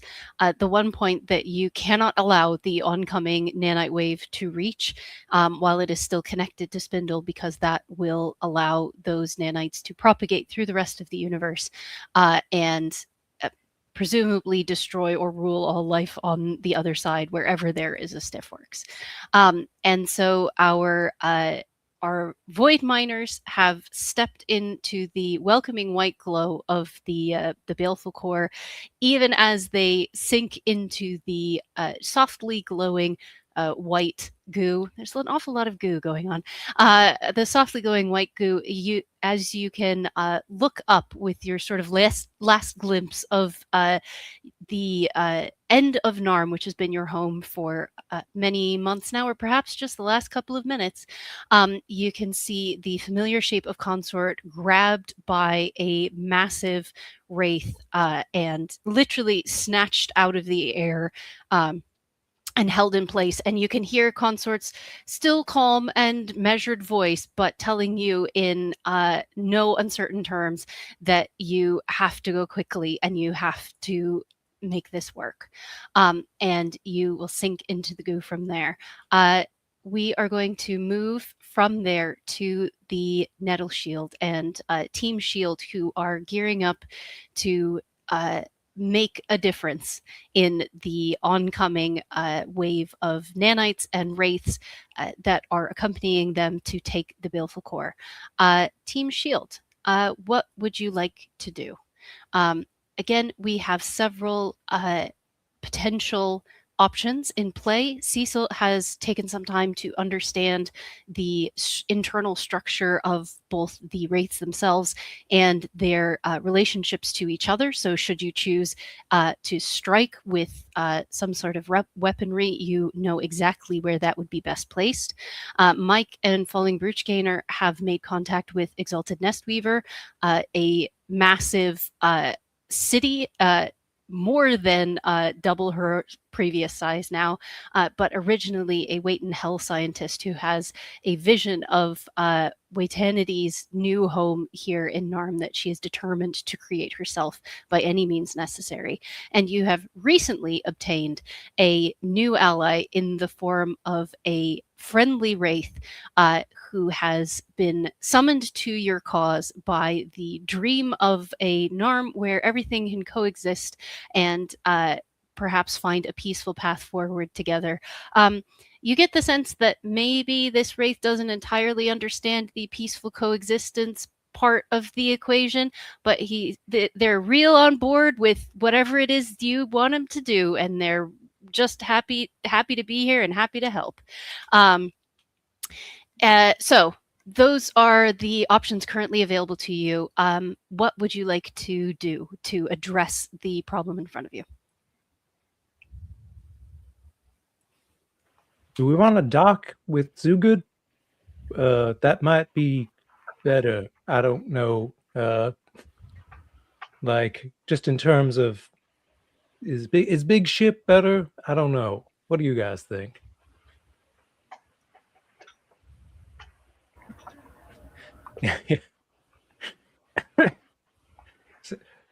I think, Mike, you could share what you said. And yeah, Gurren Lagann style fusion. Let's dock. yeah. Sorry, Nettle Shield, do you have a drill in the bottom of you? No. Nettle Shield vociferously says they don't need to dock and they're doing just fine, and yet they're already being basically consumed by this kind of red, like, rib cage that is softly, in a friendly way, in the wraith equivalent of one wraith putting its arm, its arm around the shoulder of a smaller buddy wraith.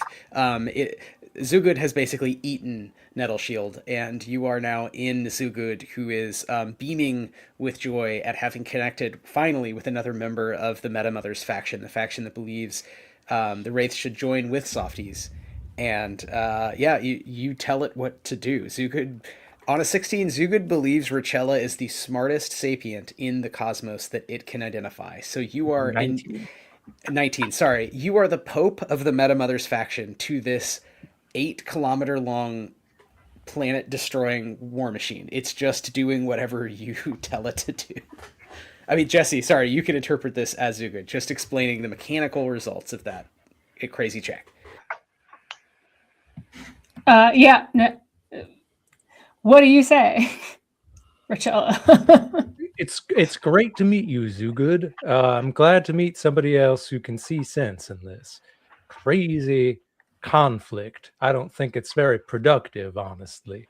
You do appear to still be shooting a lot of people, and that's understandable given the fear of destruction that we all have. But I do not know if well, I'm not sure I want to tell you to stop either. I choose to pass on judgment in this moment.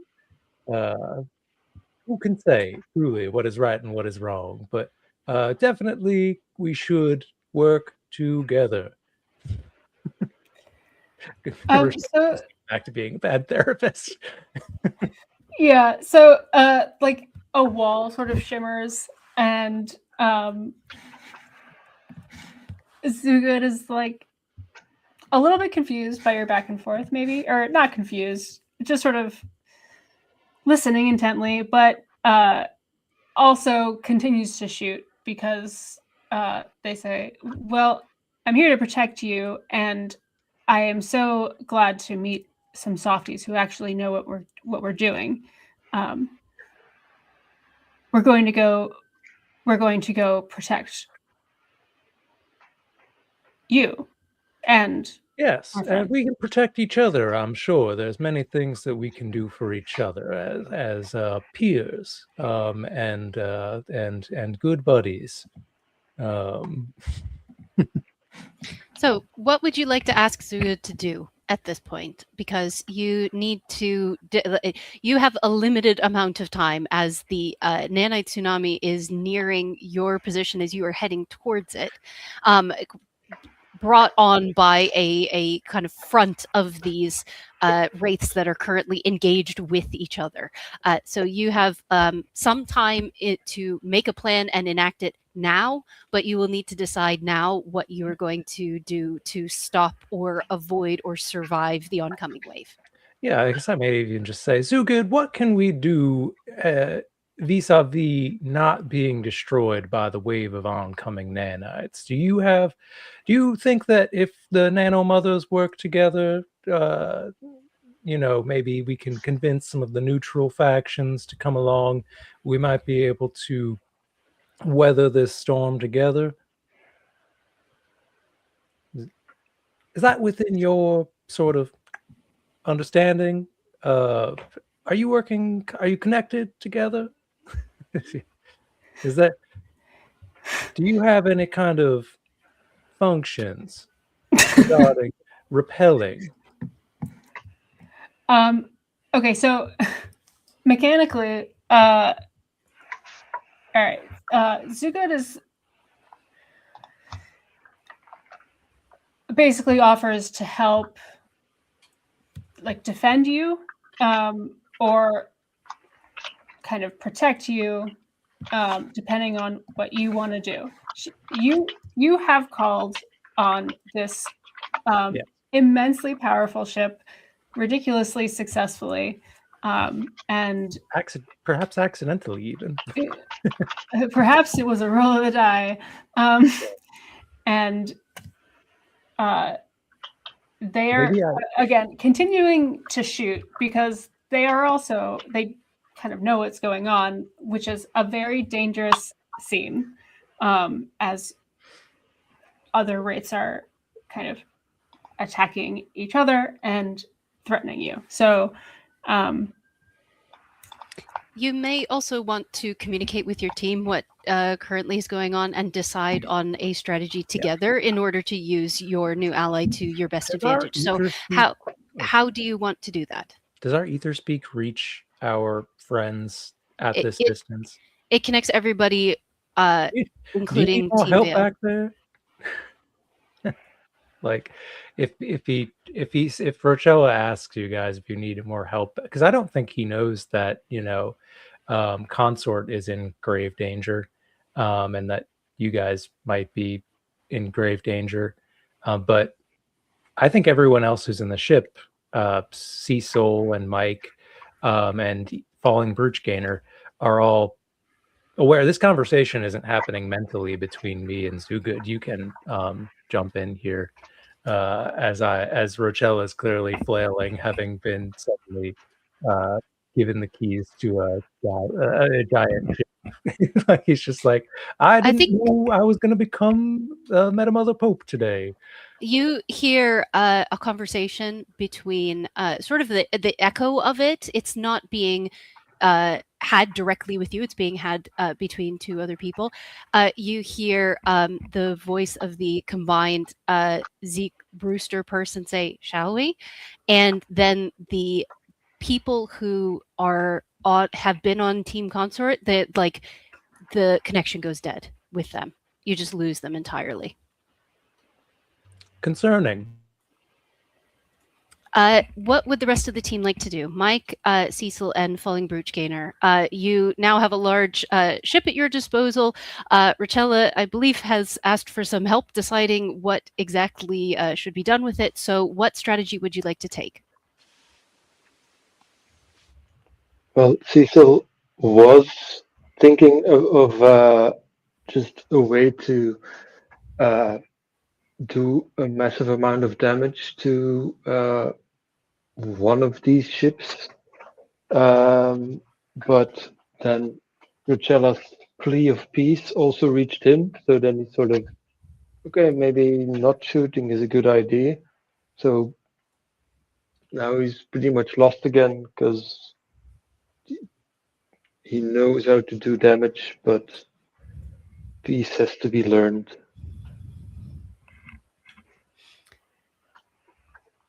Mike and Falling Brooch Gainer, what are you thinking in this moment? Well, Mike's thinking, all right, we got something. We got another friend here. Oh, come on. Exalted Nestweaver. I know we got off on the wrong foot, but please, we need your help. Waitanity will need your help. I know I'm not a wait, but I know what it's like to yearn for home.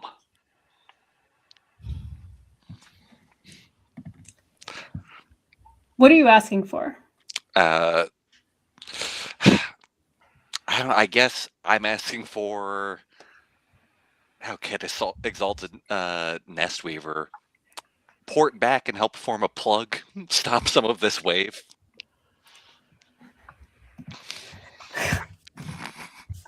We gotta dam this up.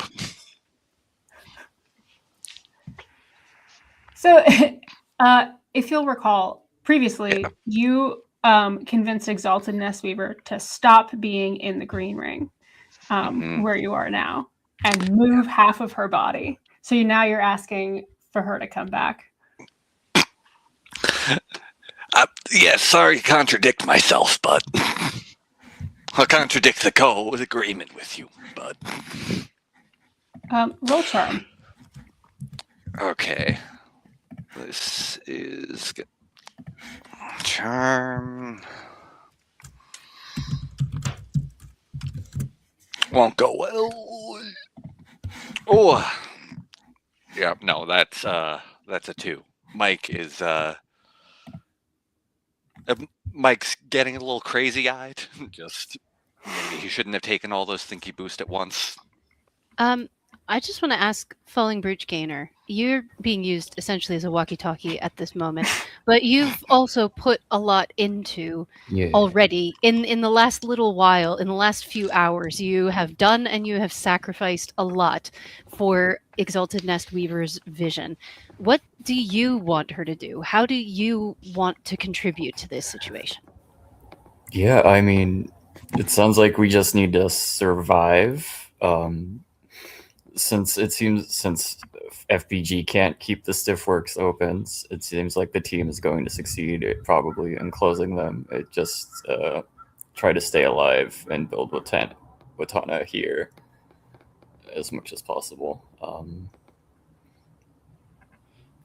And I mean, they don't know the health sciences, but there's probably a lot of useful health science powers that are available to them that they could potentially use to survive, but that would be something they'd have to find out. So I think you've had a little bit of contact already with the health sciences, and from having that touch of power pushed into and through you previously, you have a little bit of window into the kind of power that ENW has and the kinds of things that she can do. And she spent a long time here building herself and building her skills. There are many things that she knows how to do that no one else knows how to do because she taught them to herself. She learned and created pieces of the health science that isn't known anywhere else. So what do you want to ask her for? What do you want the ability to do?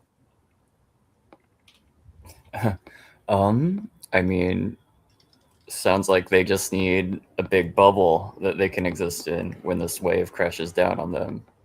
So something that can keep them alive for that to happen. Okay, and how do you communicate that to Exalted Nestweaver, to your teammates? What does it look like, or what do you say in this moment?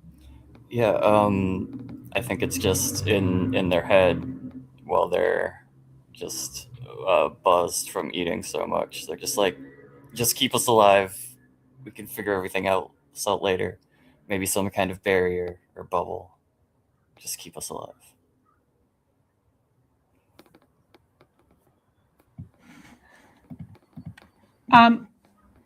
I think Exalted Nestweaver would require something of you here.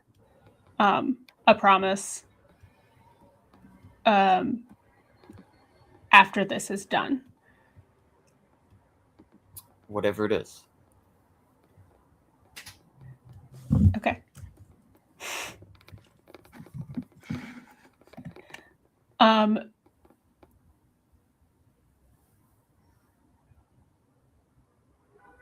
So I think she can add to what you're doing, but I want to make sure that everybody has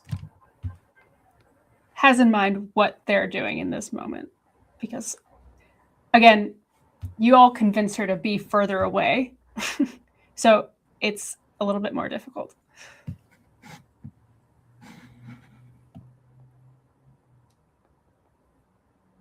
We have a combination of options. We have you have a wraith at your disposal. You have an idea of the strengths and weaknesses of the wraiths and the oncoming wave, and you have the potential to draw on a massively powerful health scientist who might aid you or give you the ability to do something like protect yourselves. So which either which option would you like to go for, or how will you combine them into a single plan? Because I'm going to ask you in a moment what you do. And I would like each of you to contribute to the thing that you would like to do. So what is it that you would like to focus your energy on?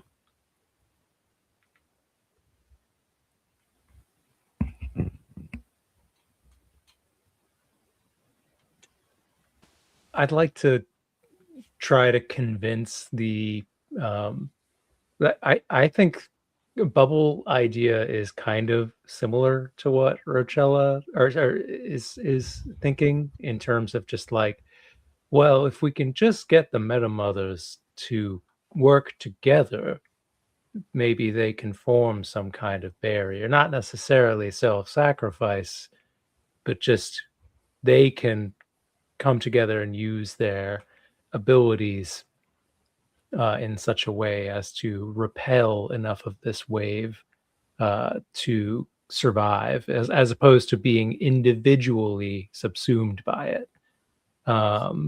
Like that was his whole idea, like, kind of from the start, is like we have to work together as a whole or else be subsumed as individuals.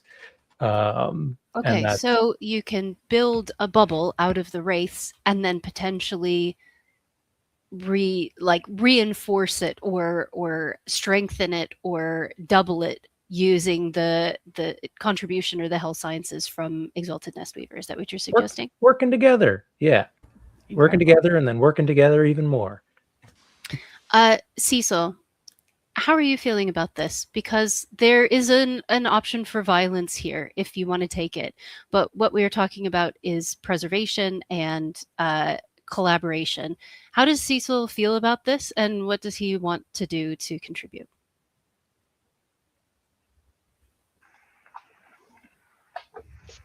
Cecil's like, doesn't see it.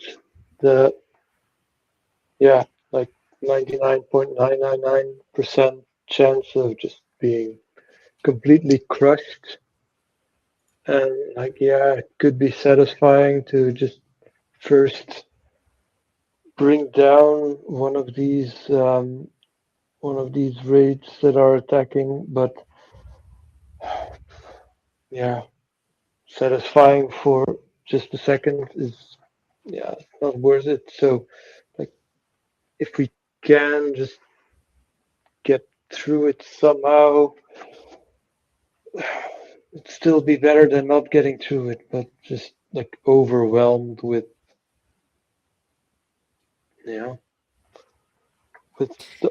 the lack of options as much as by the options. Can you roll reason for me, Cecil? Of course. I got an 8. Okay. There are a couple of possibilities here based on what you have understood about the way that the wraiths interact. You can potentially get them to arrange themselves in the most optimal configuration where the internal politics and the strife that they might feel towards each other is minimized so that the potential barrier is at its most effective. You might also be able to help coordinate them to coordinate their weapons fire outwards to essentially burn off some of the incoming wave and help direct it around you. I would be happy with either one of those options, or if there's something else you would like to do instead. But those are some of the possibilities that occur to you as you were thinking through all of these different options and ways that you can construct something that you could use to live through. Yeah. Okay. So I'm gonna let you think about that for a second, if that's okay. And I'm going to ask each of you then to make an action. So what is it that you want to do? Cecil, I'm going to give you a moment because I just gave you some options to decide what you want to do with that.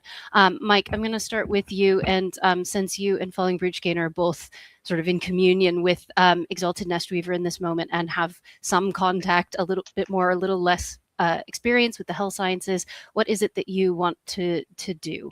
How are you communicating or building this shield or bubble that you are thinking of?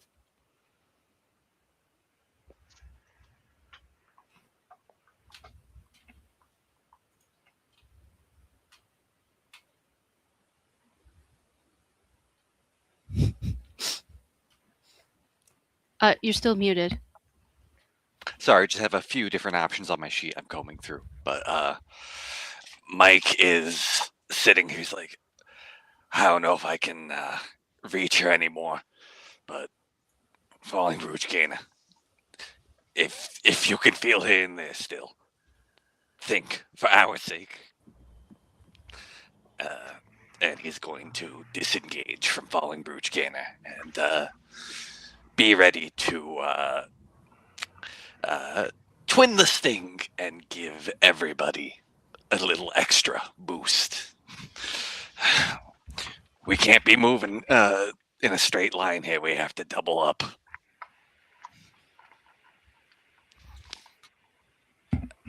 Okay. Yeah. Sorry, go ahead. Well, just I guess mechanically, he's trying to help everyone do more. He's giving up his own active actions for just slinging out whatever he can. Okay, so if it's all right with you, instead of an additional action, I'm just going to interpret that as a bonus to whatever roll the others make. Is that all right? Definitely, because Okay. extra actions would. How do we feel about just a free +3 to whatever they roll? Just a free boost. Looks like Wythe has opinions about that based on his face, but I'm just going to carry on. All right, great. Okay, so based on what you've said, I'm in charge now.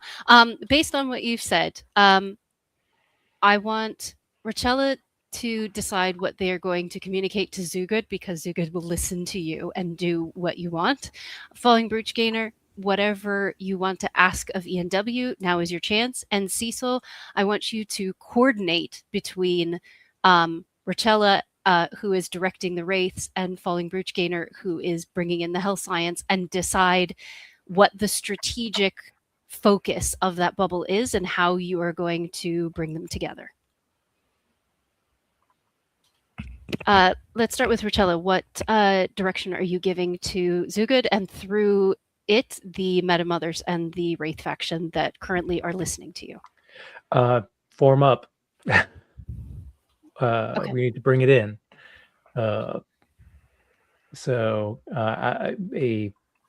Just using my action for a what is this, like a persuasion check for all the I'm like, please broadcast this. Form up. Okay. So I will roll. You've got a free +3 on this from Mike. You're welcome to boost further or use another power if you would like to as well. If I'm talking to war machines who are artificial intelligence, I'm adding +5 anyway. So let's look at what this D8 +8 gets me. A 12. Okay. A perfectly average outcome. All right. Zugud, how does Zugud communicate to the rest of the Meta Mothers, and what does this look like as they start to form up? So this sort of long ship sprouts kind of extra wing-like sort of, sorry, I'm very visual, like these kind of fish wings,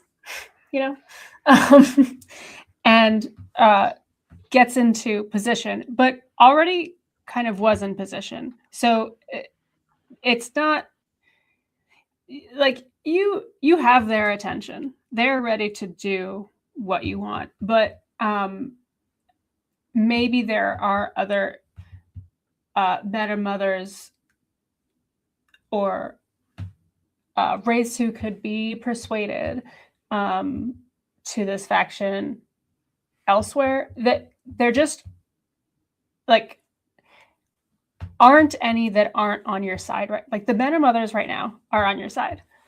There just aren't that many. So they're gonna see if they can ping anyone at your request, but we'll see if that happens. That's just kind of, you're in a battle with a bunch of wraiths that are kind of more mean than the meta mothers. Mostly. Maybe I'll even offer this up to the room that I'm with.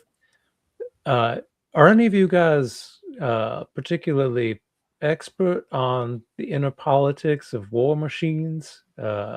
Maybe you could help coordinate? I read a pamphlet once, so I guess I. All right. In that case, let's turn to Cecil. Cecil, how do you want to coordinate between the war machines, potentially recruiting more of them, and what do you want to direct them to do? And as you pipe up, Cecil, Drum and Groan Renter sort of comes out of a reverie and is like, "Oh, I'm good at that." So they're going to help out too. What do you got for us, Cecil? So what Cecil starts to do is basically play simultaneous political and physical Tetris with these war machines. And so he's communicating like a seating arrangement of how they could fit together in a shield pattern, while also avoiding like arguments in between the direct neighbors. Yeah. So we're putting together this, just like sending out command, rapid fire, that basically amounts to like a dance notation, and all these wraiths start to move into position and form this like shield almost, or like a protective bubble to give us an escape route. Okay. As the wraiths form up at your direction, Falling Brooch Gainer, what are you asking of Exalted Nestweaver? And this is just my preference. I'd love it if you worry a bit less about what specific powers are in the book, and I want you to just tell me, what is it that you want to happen? If you want to reach out to this sentience that is listening to you, what do you want to ask of her, and what do you want her to make for you?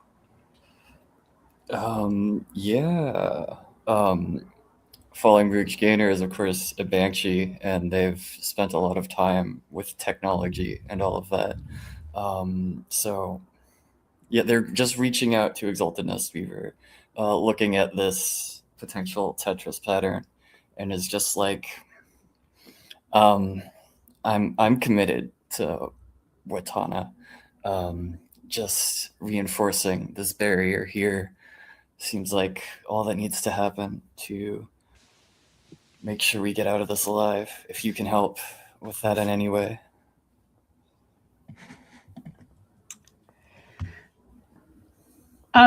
So Falling Brooch Gainer, Exalted Nestweaver wants to be more in your brain. If you're allowing that in order to do something. Yeah. And I think she's going to see your little Tetris pattern and create some lines that you can see in your mind, that she's seeing in her mind, among these ships to do something. And you know, there's a feeling. She doesn't doesn't say it with words exactly, but you know that you're going to be with her after this in a more significant way, but she's going to provide something for you. And as you look out among these warships, you see some sort of like blaze going on between them.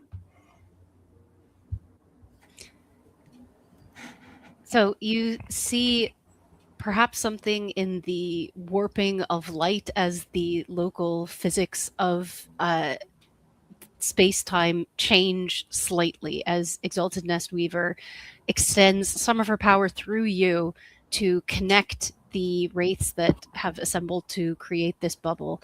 And you feel it, you can watch it on the screen start to form around you, but Falling Bridge Gainer, you can feel it as if you are creating it yourself as you feel the connections take hold.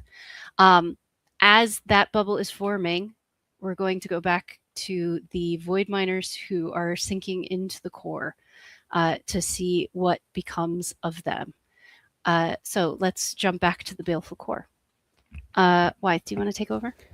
Yeah, I mean, you've entered this barrel of green astral plasma that doesn't give off heat and ionizing radiation the way that a star would, and after it's sort of muted to a white, apparently goo, so almost more physical looking as matter energy shifts, modulates in weird ways, and you've sunken in. At first, everything is totally bright. All of your sensors, any communication you have, just is whited out with signal, but harmlessly. Again, you don't suffer damage mechanically, and you then are in a small dark room, and sort of the reverse. So it sort of goes from totally bright to just darkness, and slowly any running lights on your suits click back on, and you are able to sort of communicate normally here in this space. There is no Atmo. There would be no need of Atmo if you were the Hichi, whatever they are, or were, or will be. And you are not able to communicate via ether speak anymore. So your last thoughts, those last exchanges of thought with the other team, are cut off because you're now in a higher dimensional space. You've been folded up into Planck scale, and you are effectively in a space that is the neutral control space. You are in the terminal mode of the baleful core. You are inside of it, and the baleful core is just kind of wondering what your next request is. How can it help you? And Jesse, I think at this point you and I can just feel this out. What does the baleful core sound like? But yeah, void miners, what do you do? So I think Hal, sort of in this space, how are the void miners experiencing the baleful core? What's the sort of, what is there, like a kind of mental link still, or are we communicating?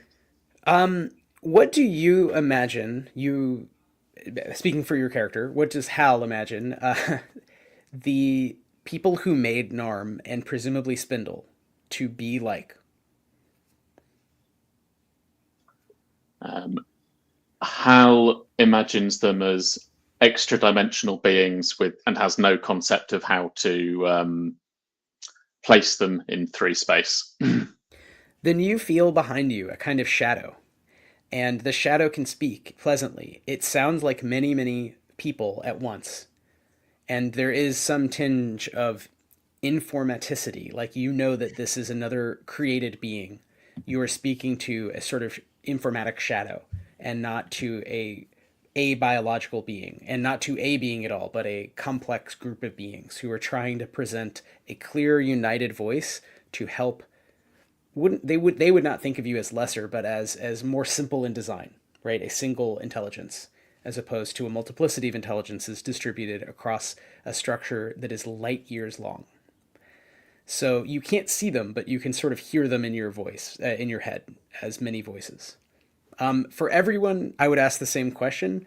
However you are picturing these beings, that is how they are sort of appearing, but their voice is polyphonic, and it is pleasant, and it is vaguely machinic. It is signaling to you that it is a tool. So it is using a kind of skeuomorph in your head so to let you know, hey, I'm just a friendly, like, it's kind of like a really, really fancy Japanese toilet that can do various things for you, and it just wants to help.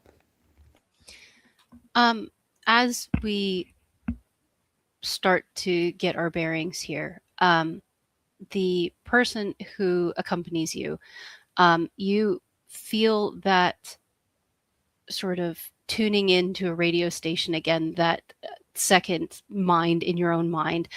They're using ether speak again to connect you.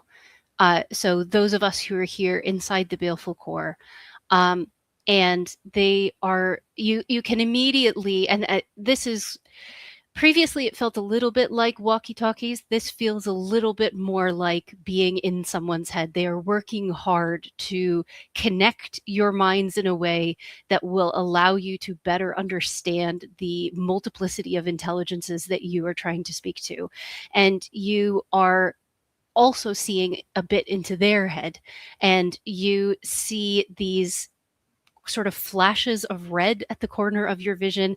You're getting a little bit of what's left of the cybernetic informatic shadow of Rooster, still doing the maths and still screaming as she is still trying to reconstitute herself in some way. You also get a bit of who Zeke was and isn't anymore. It's not that they've died, they've just become a different person. They're not that person anymore.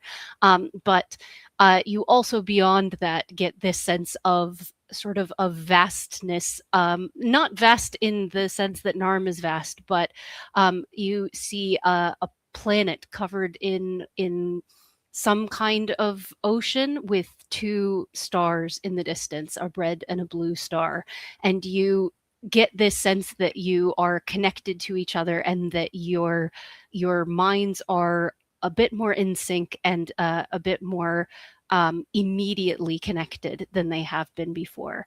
And this new person, who hasn't yet chosen a name for themselves, says, I just thought this might help, but this is our chance. This is what we've been working for. And they give you this picture of what Rooster was trying to accomplish, which is to stop the whatever horror she imagined coming down the tube, the straw of NARM, to destroy the Godown and to destroy civilization or to destroy anything. There were lots of mathematical calculations about it, but she was never very clear. You've seen the horror now for yourself, and this is your opportunity to put a stop to it here.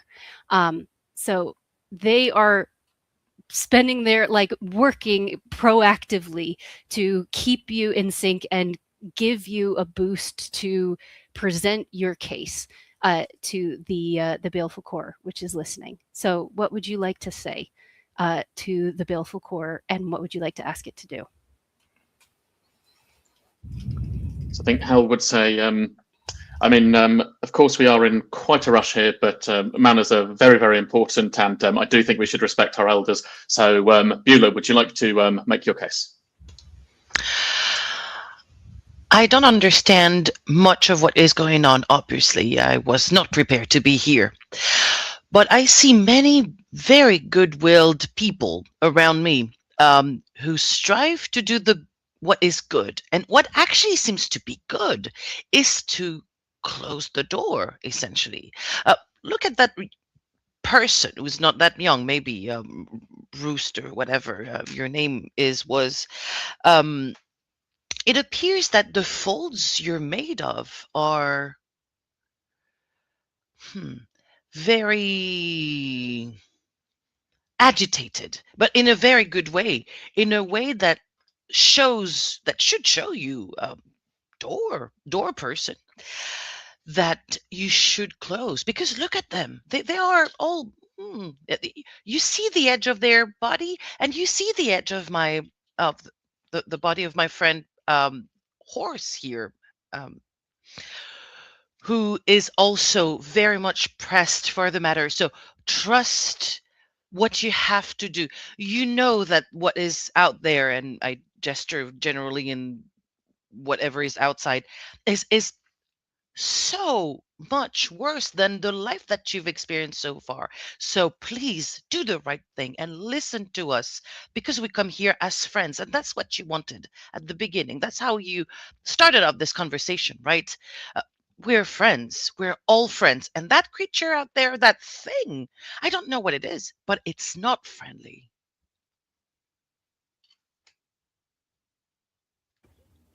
Jesse, can we respond as the Baleful Core? Yes. Friends travel.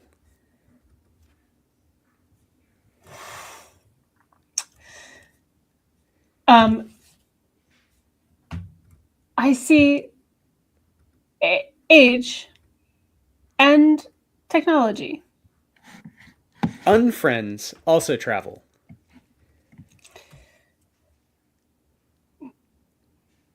Often quickly. Or not. Everyone travels. Fourth and coming. So, obviously.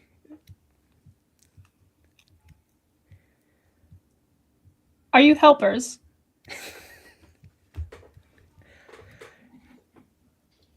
We're very much here to do good for everything around, I think. I think you also get the sense everyone who's here hears this. It's a response to what everyone's done and said. Yeah, I think the Baleful Core doesn't necessarily view you all. It's not sure how separate your intelligences are or how it would make sense of such an idea. So it is speaking generally to all of you. You've all used collectively, it's like accepted that you all have the key to enter terminal mode. So now it is asking for programming that makes sense to it, and it doesn't quite understand. You get the sense what you're asking it to do. So Hal can I say, as my very esteemed colleague put forward so eloquently, thank you very much. We need to shut the fucking door. We need to shut the door now. Unfriend will get out. Close door immediately. Execute now. And is sort of, getting very agitated.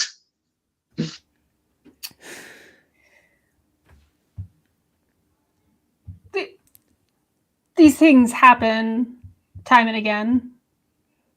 Time after time. Will it help? All part of the experience. Growth.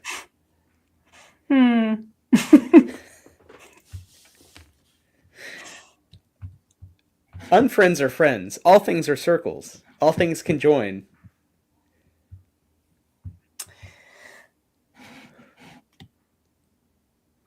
We've seen the cubes.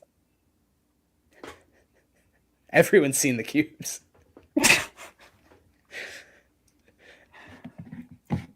Harry, do you want to give us? Do you and Laura want to maybe combo give us a check here to convince the Baleful Core that there is a imminent threat that is not something that will help humanity survive the long eons toward the eventual rise of the Heechee at the end of time? I'd love to. I have empathize. I'll burn 3, roll the d8. That's a 6. 6 plus 3 plus 5, whatever that is. 6 plus 8, 14. Plus 1, assuming Beulah's helping, right, Laura? Unless Beulah's actively just being confusing Gelasti Grammaire.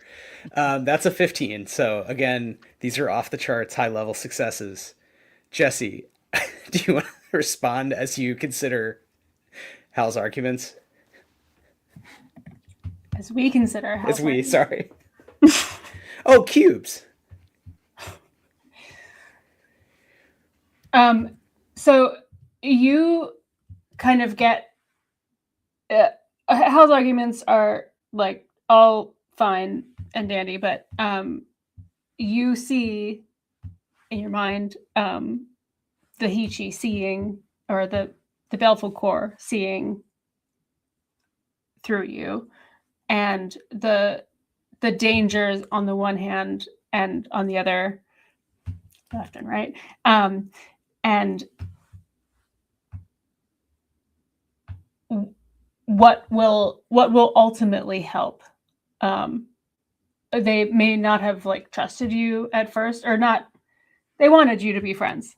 They were like, friends, tell us about it. But they've seen the danger from what you've seen, and so they're going to help. And you get this sense, especially you, Hal, of this but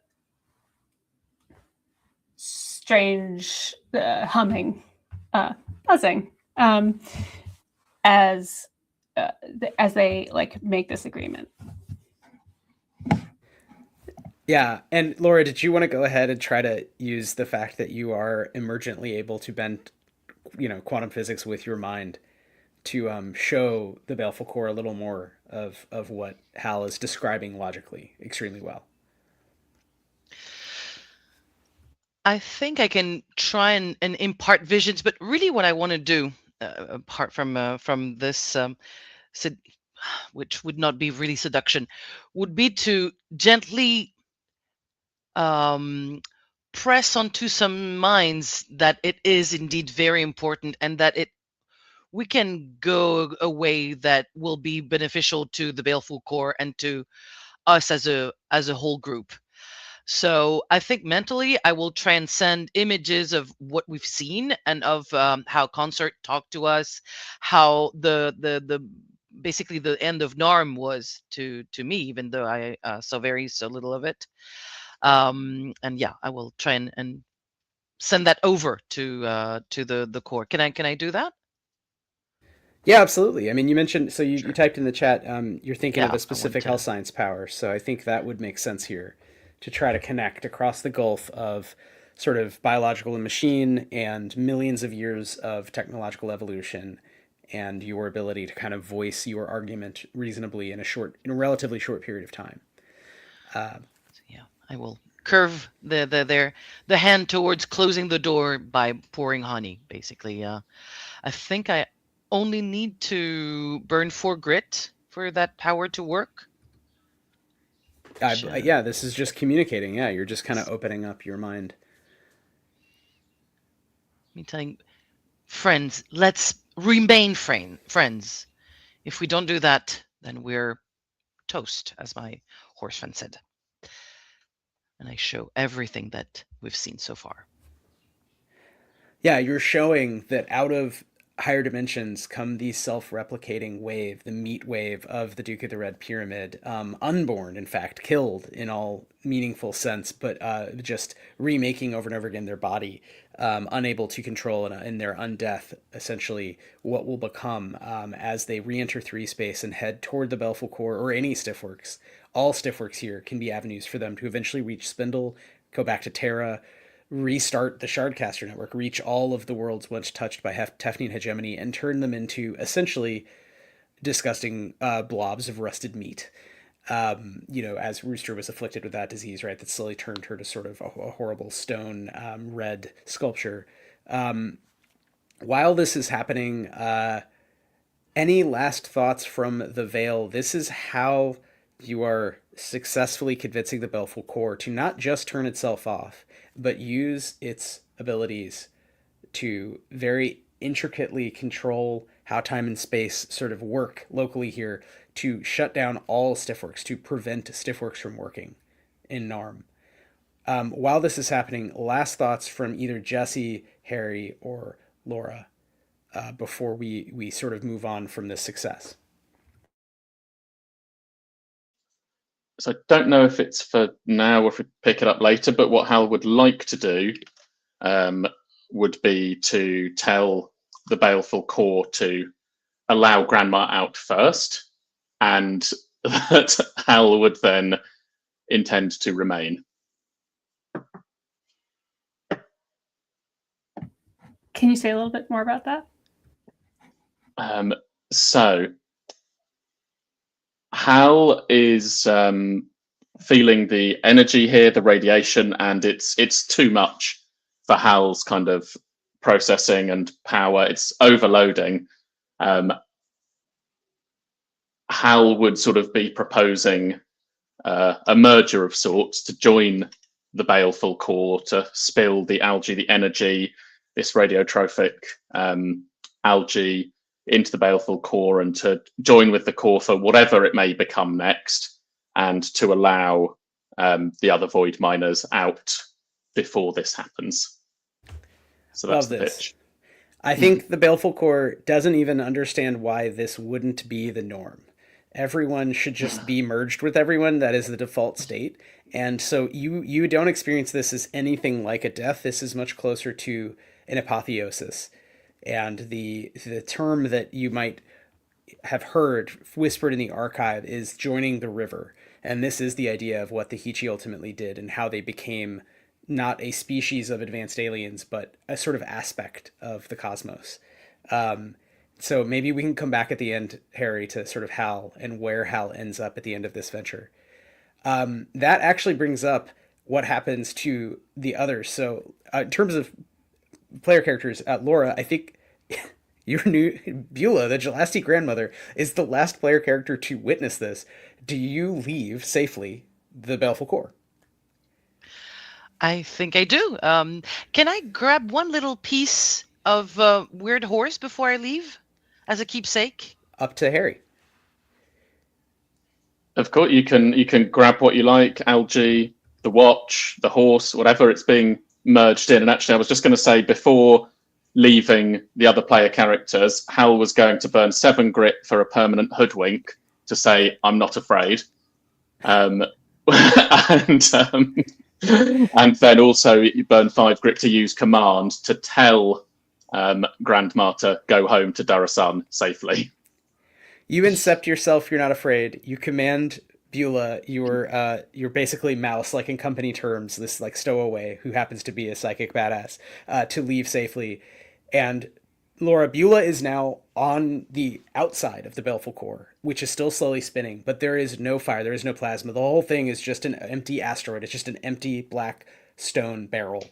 And all around you is what looks like blood, sort of jelly beans, reniform shapes of just jiggling gray integument as the wraiths have all torn each other apart, other than this massive wraith that is settling right now on the core, that is 200 meters tall, this sort of white and orange and bloody being, who has got Consort sort of slowly ripped apart, but also Consort is sort of threading through it, merging with it as it kills her. And you are underneath them. They are arched over you, and it does not see you at all. As you think in your head, I have one job, which is to get back to my grand elvers on Darasan. Cut to the other team.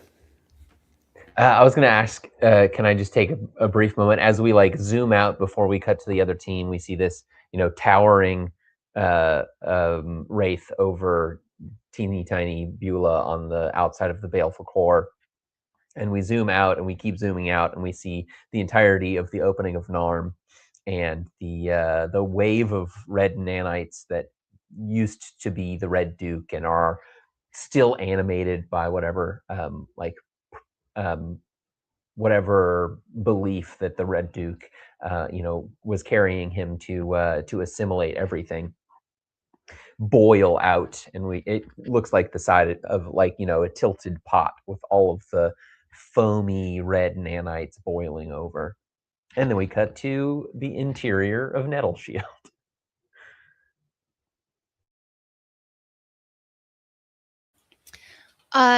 Team Nettleshield, you are watching the last constellations of the wraiths forming and the lines between them starting to coalesce into a shield that can protect you from this boiling over of nanites. And in that moment, what Nettleshield alerts you to is that Consort has been ripped apart and the last voidminers are now stranded at the Baleful Core. What would you like to do about that, if anything? Can we scoot this thing back and go pick them up, or do we need to send something out to go pick them up? What a great question. You can go pick them up. You are in a very fast, powerful war machine. Yeah, relativistic speeds, we just go shoop. Now what happens when that we encounter, are we going to have a kaiju battle on our hands is the question. What I'd like you to do, I'm going to let you choose what to roll in this moment. I believe, well, we'll come back to Mike in a second, but I know what you're going to do. I can see it on your face. I'm going to ask Rachella, Cecil, and Falling Brooch Gainer just to roll, because what I assume you want to do is move Zugud and without ruining the integrity of the shield that you have very carefully built.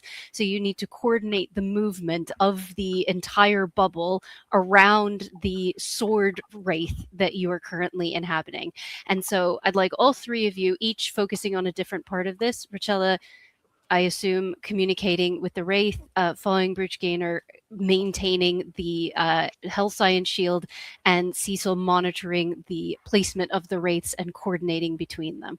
So I'd like you to tell me very briefly what it is that you are doing to kind of what you're engaging in, and then I'll ask you to roll.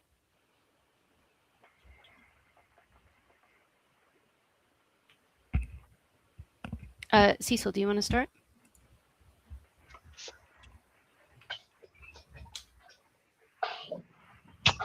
Yeah. So basically, we want to keep the sheep in the shield intact while moving at incredible speeds.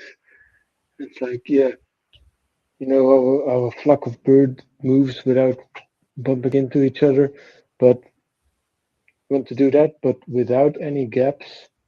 But yeah, okay, I'm human. I can't coordinate that. The ships need to coordinate that. So what's left to do is basically very quickly settling minor disputes about between the ships. So that's what Cecil is trying to do to keep everything coordinated, because they need to coordinate their positioning exactly themselves. So all that's left is settling some minor squabbles while everything's going on. To do that, would you like to roll reason or charm? Yeah. While I was talking, I realized, wait, that sounds like a charm roll, which is my worst die.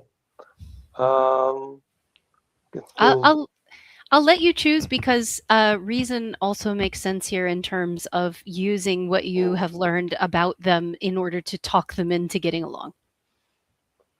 I am motivated to accept that reasoning.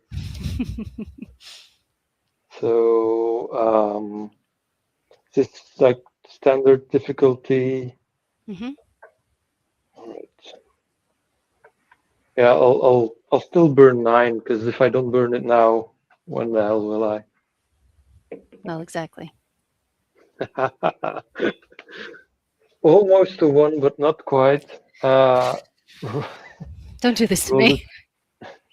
Roll the 2, +4, +9, but it was a 1. Okay.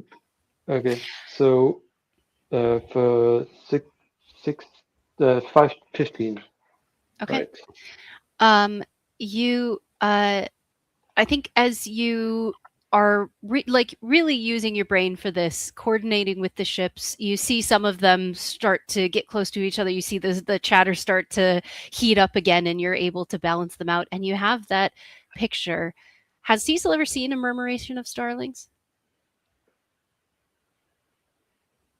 On TV, probably. On TV. You see that kind of flash of all of these individual creatures moving together, it's somehow coordinated in harmony, and you get a sense that that's happening inside you as well, because you have nanites inside you that coordinate like a flock together to synchronize and to create without interfering with each other. And kind of drawing on that, you are able to smooth out the movement of the shield. Falling Brooch Gainer, what are you up to? Yeah, just they're gonna just keep in contact with Exalted Nest Weaver and try to keep that one central point that is reinforcing this whole shield intact, and just they view it as sort of like a load-bearing pillar that they just need to constantly keep concentrated on to stay there, and that's what they're doing. Okay. Sorry, go ahead, Jesse. you get a message or a sense from your feeling of it being a load-bearing pillar that Exalted Nestweaver is gonna do this for now, but once things go to shit, she's going to let them all be destroyed. As you get that sense from her, you feel something like your chitin cracking. It's as if the back of your head has split open, and it's like you've been listening to something on low volume, and suddenly the barriers are broken down, and it all just pours into your head. You now have a level of snakehead, and you have the free Hell Science power wall off. As you suddenly are given a portion of of a very small portion, a droplet of Exalted Nestweaver's power that immediately connects you with something beyond the universe that you have experienced previously. Richella, what would you like to say to Zugud? We have some. We need to go pick up some very important fleshies back there, irreplaceable allies. So we are going to need to move this formation back a bit. I do believe there are there's 3 or 4 of our good buddies back there still. So we need to just scoot it back. We can and I don't know if I'm making like a reason, or if I need to make like a reason check to convince the armada that, like, yeah, we should all, these guys indispensable, or if I need to like make a like charm check to be like. So I'd like you to make a charm roll, but Okay. you're charming Zugud, who thinks that you're great. So Am I not? I'm going to give you advantage on this roll because this wraith believes that you know what's best. Okay. D8 plus D8, and that'll be I'm rolling 2D8. Take the higher. And I don't know how to write that in Dice Parser, but I'm just gonna tell you what it is. And I got some grit, so I'm gonna add 3 to it. So I can't possibly mess this up. So I'm D8 plus D8 again, and 6 is the highest. 6 plus 8 is 14. So a 14 charm check. Does it work? Let's ask Mike. Mike, you're the last one. You can see your 3 teammates coordinating between each other. What would you like to do to finish off this movement to protect your teammates, or what else would you like to do here? Let's see. I think I believe I had a hold left over from last time for looking into protecting everyone, and I think to just sort of help guarantee that, Mike is going to. This might be a little much, but just the fact that they're still Aether Speak connected, just try to.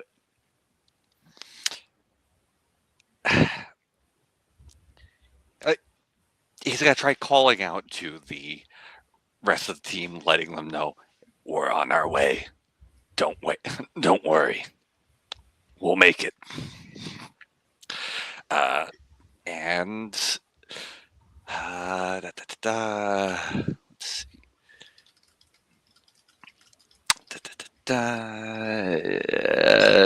Actually, I'm not exactly sure of any powers I can use, but I will burn one of my oddments to try sort of.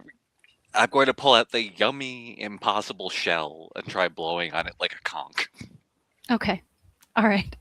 So you sound the horn as you move your enormous, like many kilometers wide, bubble of wraiths working together, strengthened by the hell sciences, like back away from the opening of NARM along the braid to encase the now dark baleful core, and the two people now standing on it. I think as you reach out via Etherspeak, you notice that one of the minds that was present there before is no longer present there, or not perhaps in the same way, maybe connected, but connected to something much vaster than you previously had understood them to be connected to. Wythe, would you like to take over at this point?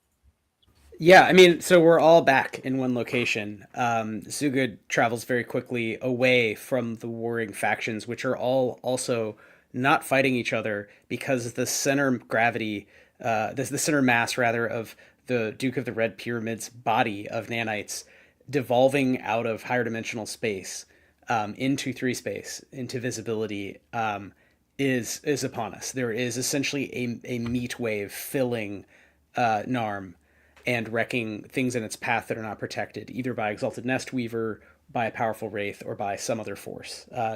Picture very far deep in an arm a group of void elves within reconstituted Aegis of Vard tumbling through this sort of horrible mix of nanites and basically blood.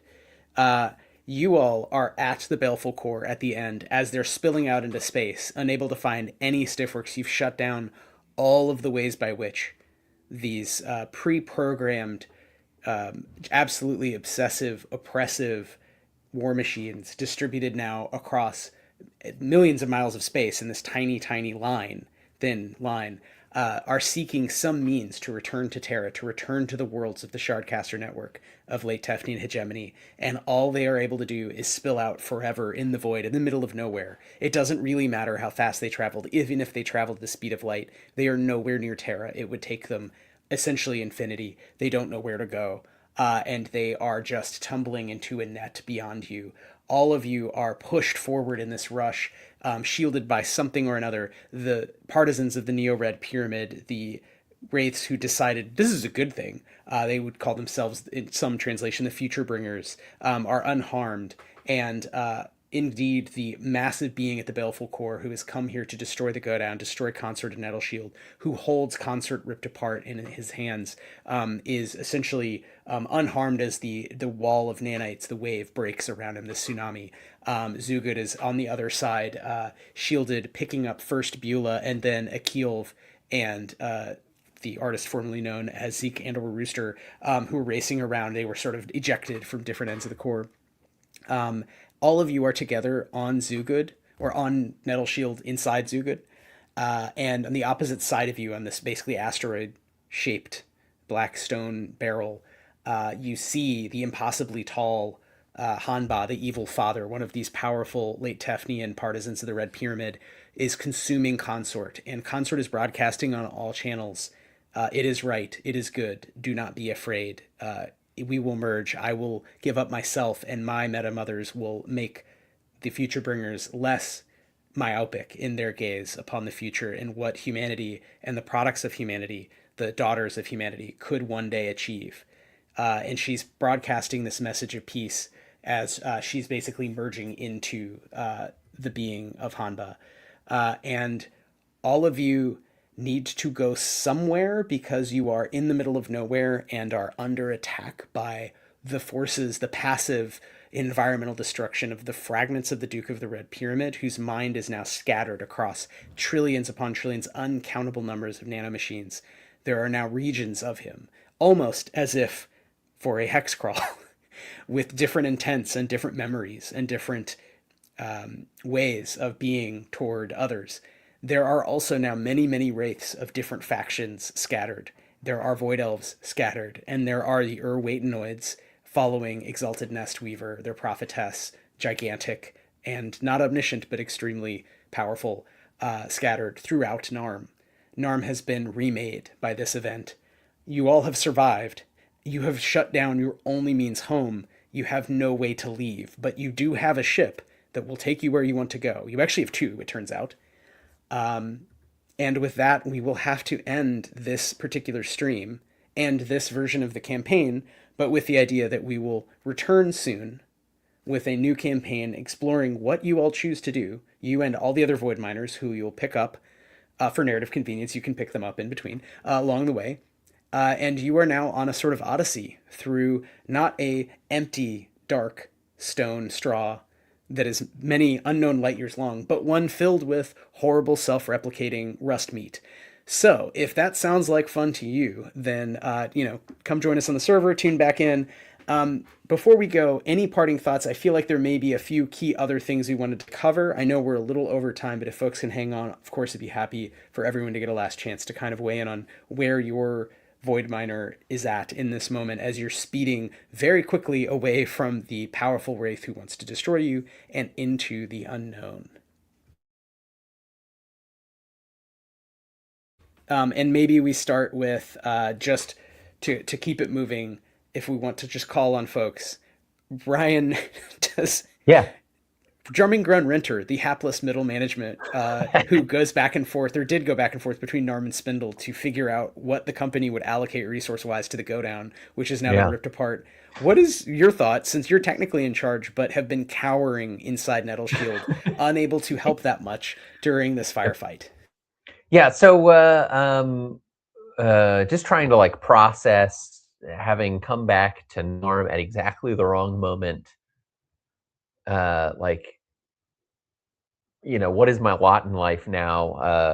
The routine is broken. I used to spend a week on Spindle and have a bunch of meetings and then come back to the Godown and live here and give out jobs and, compile my next report.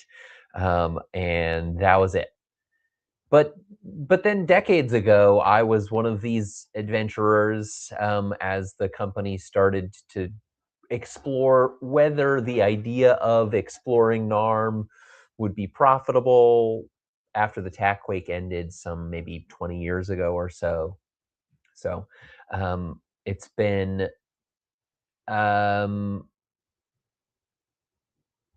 all of these like fragments of memory of like maybe it would be exciting to like do the exploring, but obviously it's horrifyingly much more like imminently dangerous than it was like this dead space when I started.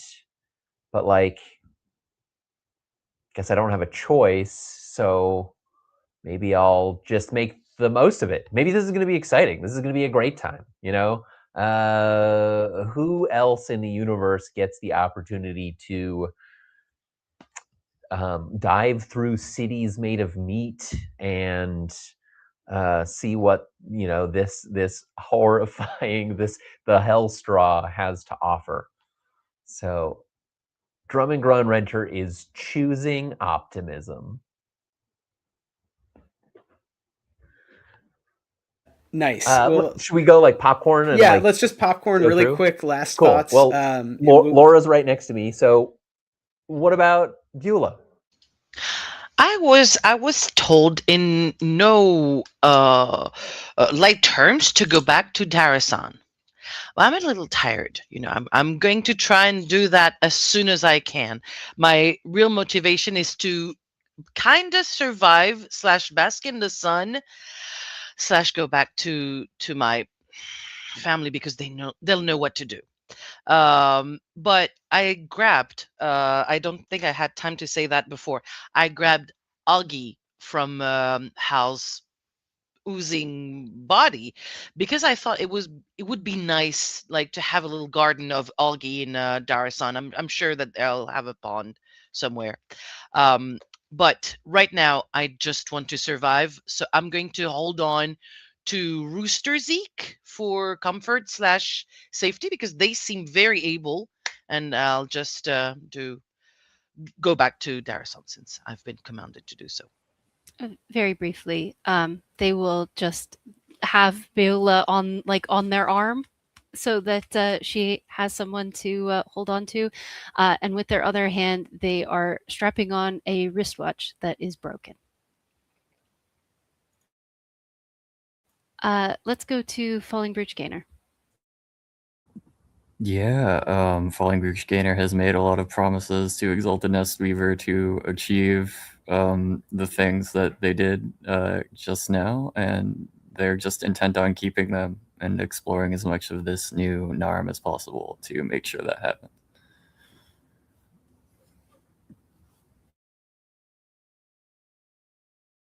Do you want to pass it to somebody else? If you're, I'll pass it to Cecil, I guess, right next to me. Cecil is very motivated to get the hell out of NARM and to retire to the famed holiday planet of Solaris.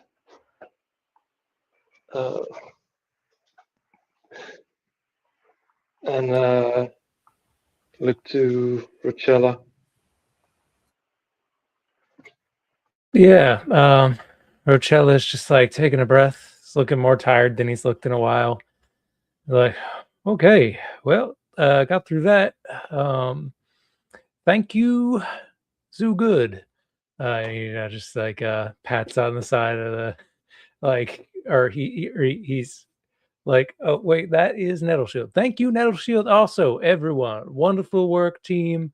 We are all in this together. Now, Voyagers on this impossible journey.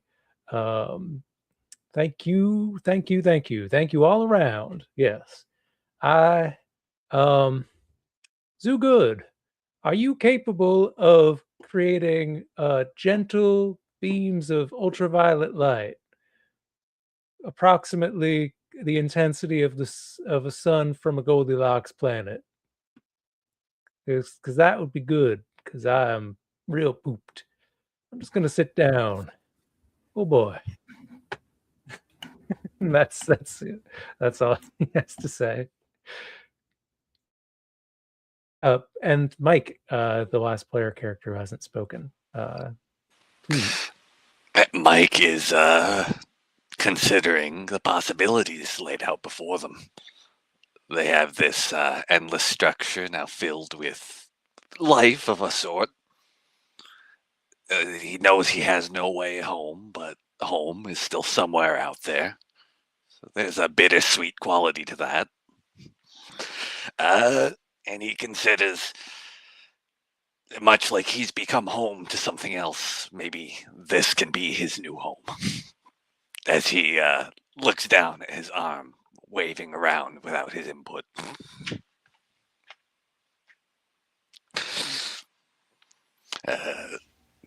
Great. Any last thoughts, GMs, or should we wrap up here? And this will not be the end of NARM, but it is the end of our epic journey with the Godown. Well, I think maybe Jennifer's going to say the same thing. I was just going to say we've seen all of the surviving player characters, but I'd love to know how Hal is feeling as like joined with the builders of NARM, or the voice of the Baleful Core.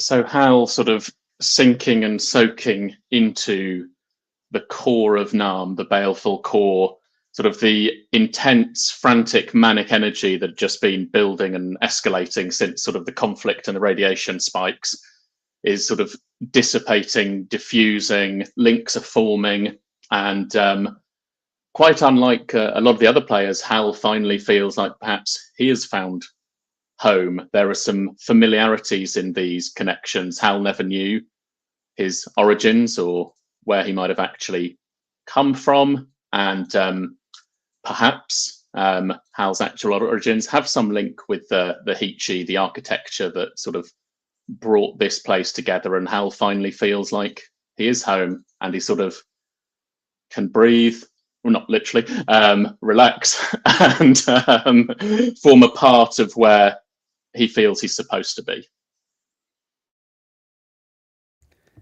Excellent.